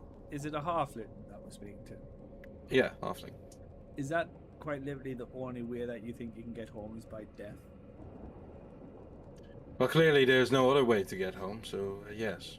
What was your life on the material plane or wherever you come from? What did you do for a living?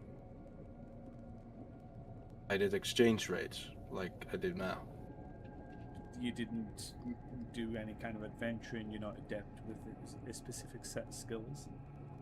No, I was doing exchange rate here when I got locked up inside the Nine Hells, and I've been trying to find a way back home, but Can you can't. cook?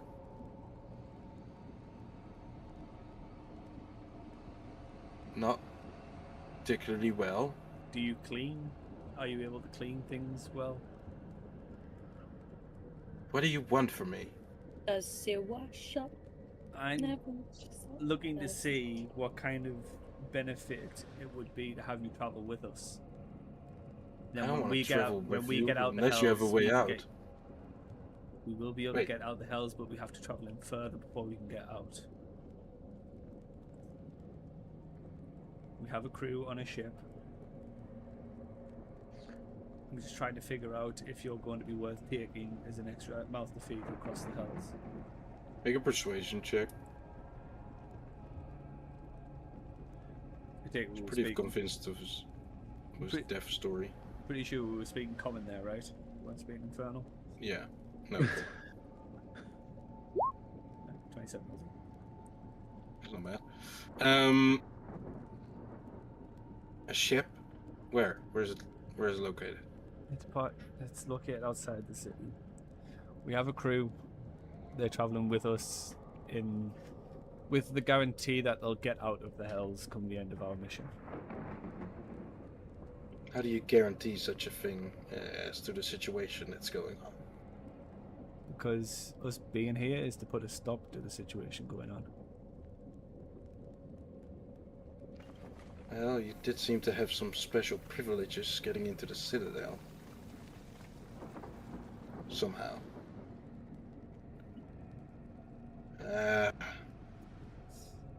We offer you safe passage back to the material plane in return of your soul coins. And we'll give you some gold once we get back to the material plane also.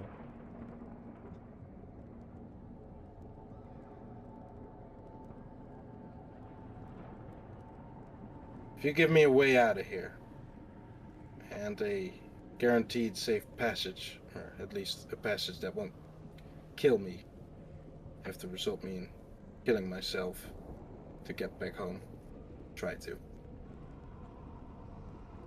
I'll give you the stash of soul coins I have for free.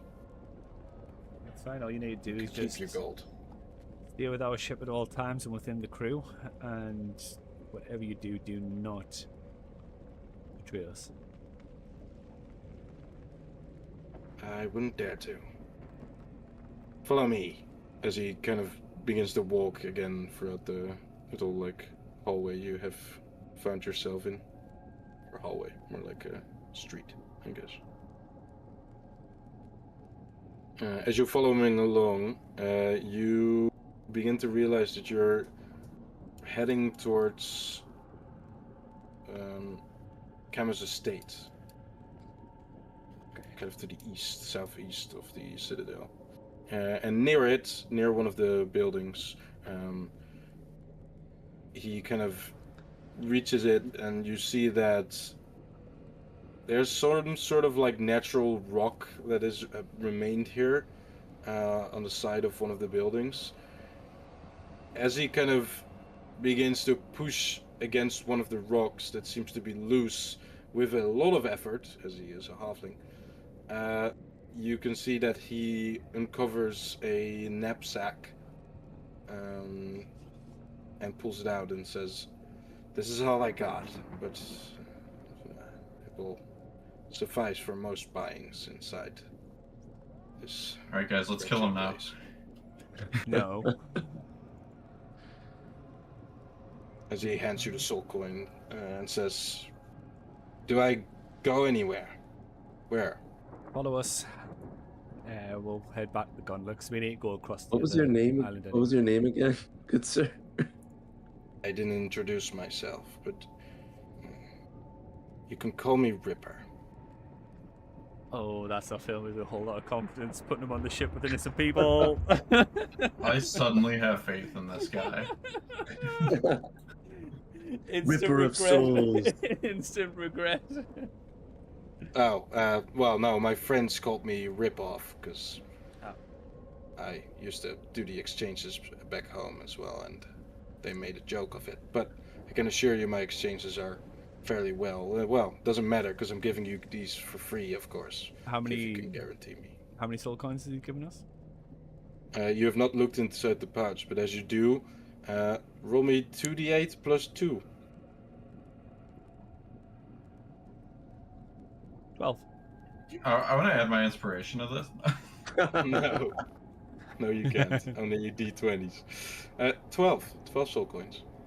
Nice. Looking at the soul coins, do they seem to be real? Make me an investigation check.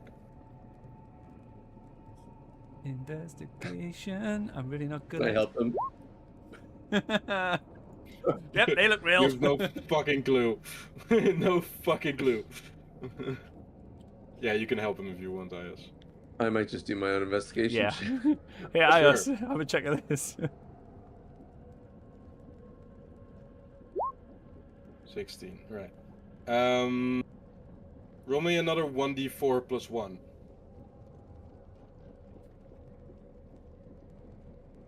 Five of them are fake. Fuck. You're not sure if he is aware of this. Ripper, Huh? after a brief investigation here of your soul coins, almost half of them are fake. Yeah, I thought that one buy-in was a bit phony and seemed like the soul coins were pretty dull, but, you know, I'm selling them to these desperate people that pretty much buy anything I grant them, so I thought, why not? Okay. Okay, so your shitty antics of selling knockoff goods to desperate people, that ends now. Well, yeah, I don't have any fucking coins anymore after I give them all to you, so yeah, true. I just need to say it just so you are aware. I'll promise I'm not selling any more soul coins on the crew of your ship. Do we want to put the 8 soul coins in the bag of holding, or do you want to hold on to them? Oh, 5 or 7. I mean. Seven. Sorry, 7. I'll hold on to them. 7. Okay. Aren't you a teacher? I forgot He it was teaches plus PE. 1. He teaches I saw the 1d4 He's a gym and I teacher. Yep. I guess we'll walk back the gondola so we can Let's leave him alone, please. head over to the other island. I'm okay. It's, I'm kidding. I I'm get it kidding. every day. Those who can't teach, All teach. right, Jim. seven real soul coins. What am I? That's the one that was thrown at my head. Yeah. Well, Plus that the one one's- that is in your inventory, I guess. Well, you can put it in the bag of holding, I guess. And then don't forget about the 5 fake soul coins. They could come in handy. Yeah. I will add them. Perfect. But yeah, I guess we'll head the gondola over here, and then we'll tell Core. And I guess Luca, if Luca's staying with Core now, to take this guy probably, to the yeah. tavern outside of town and come back for us. Maybe swing by As on you the way walk back to see if towards- Dahlia's done.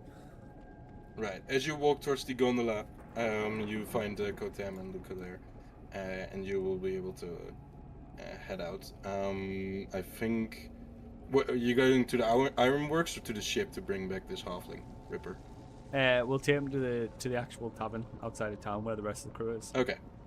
Well, I I'll have to remind you. Sorry. I have to remind you that if you're gonna exit the city, you have to bring back the gondola that you hired towards the gondola docks. But we can exit and then come back in, right? It's only if we're leaving the city properly. That's no. not the contract. Oh. And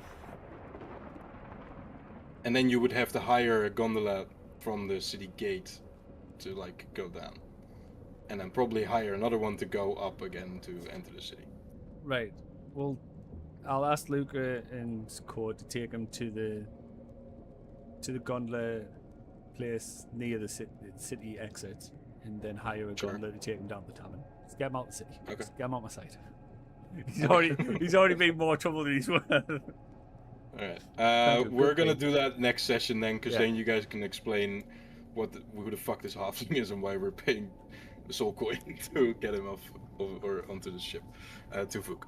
Could've just Also, murdered him, guys. right. I just want to say, the inspection of the soul coins being fake was not at all in my plans. But when you mentioned it, I was like, oh, that's kind of funny. Look, we've just picked up some soul coins from some random stranger. Right. I had to Yeah, check there's see if they were real. 7 soul coins. That's not bad. That's not bad.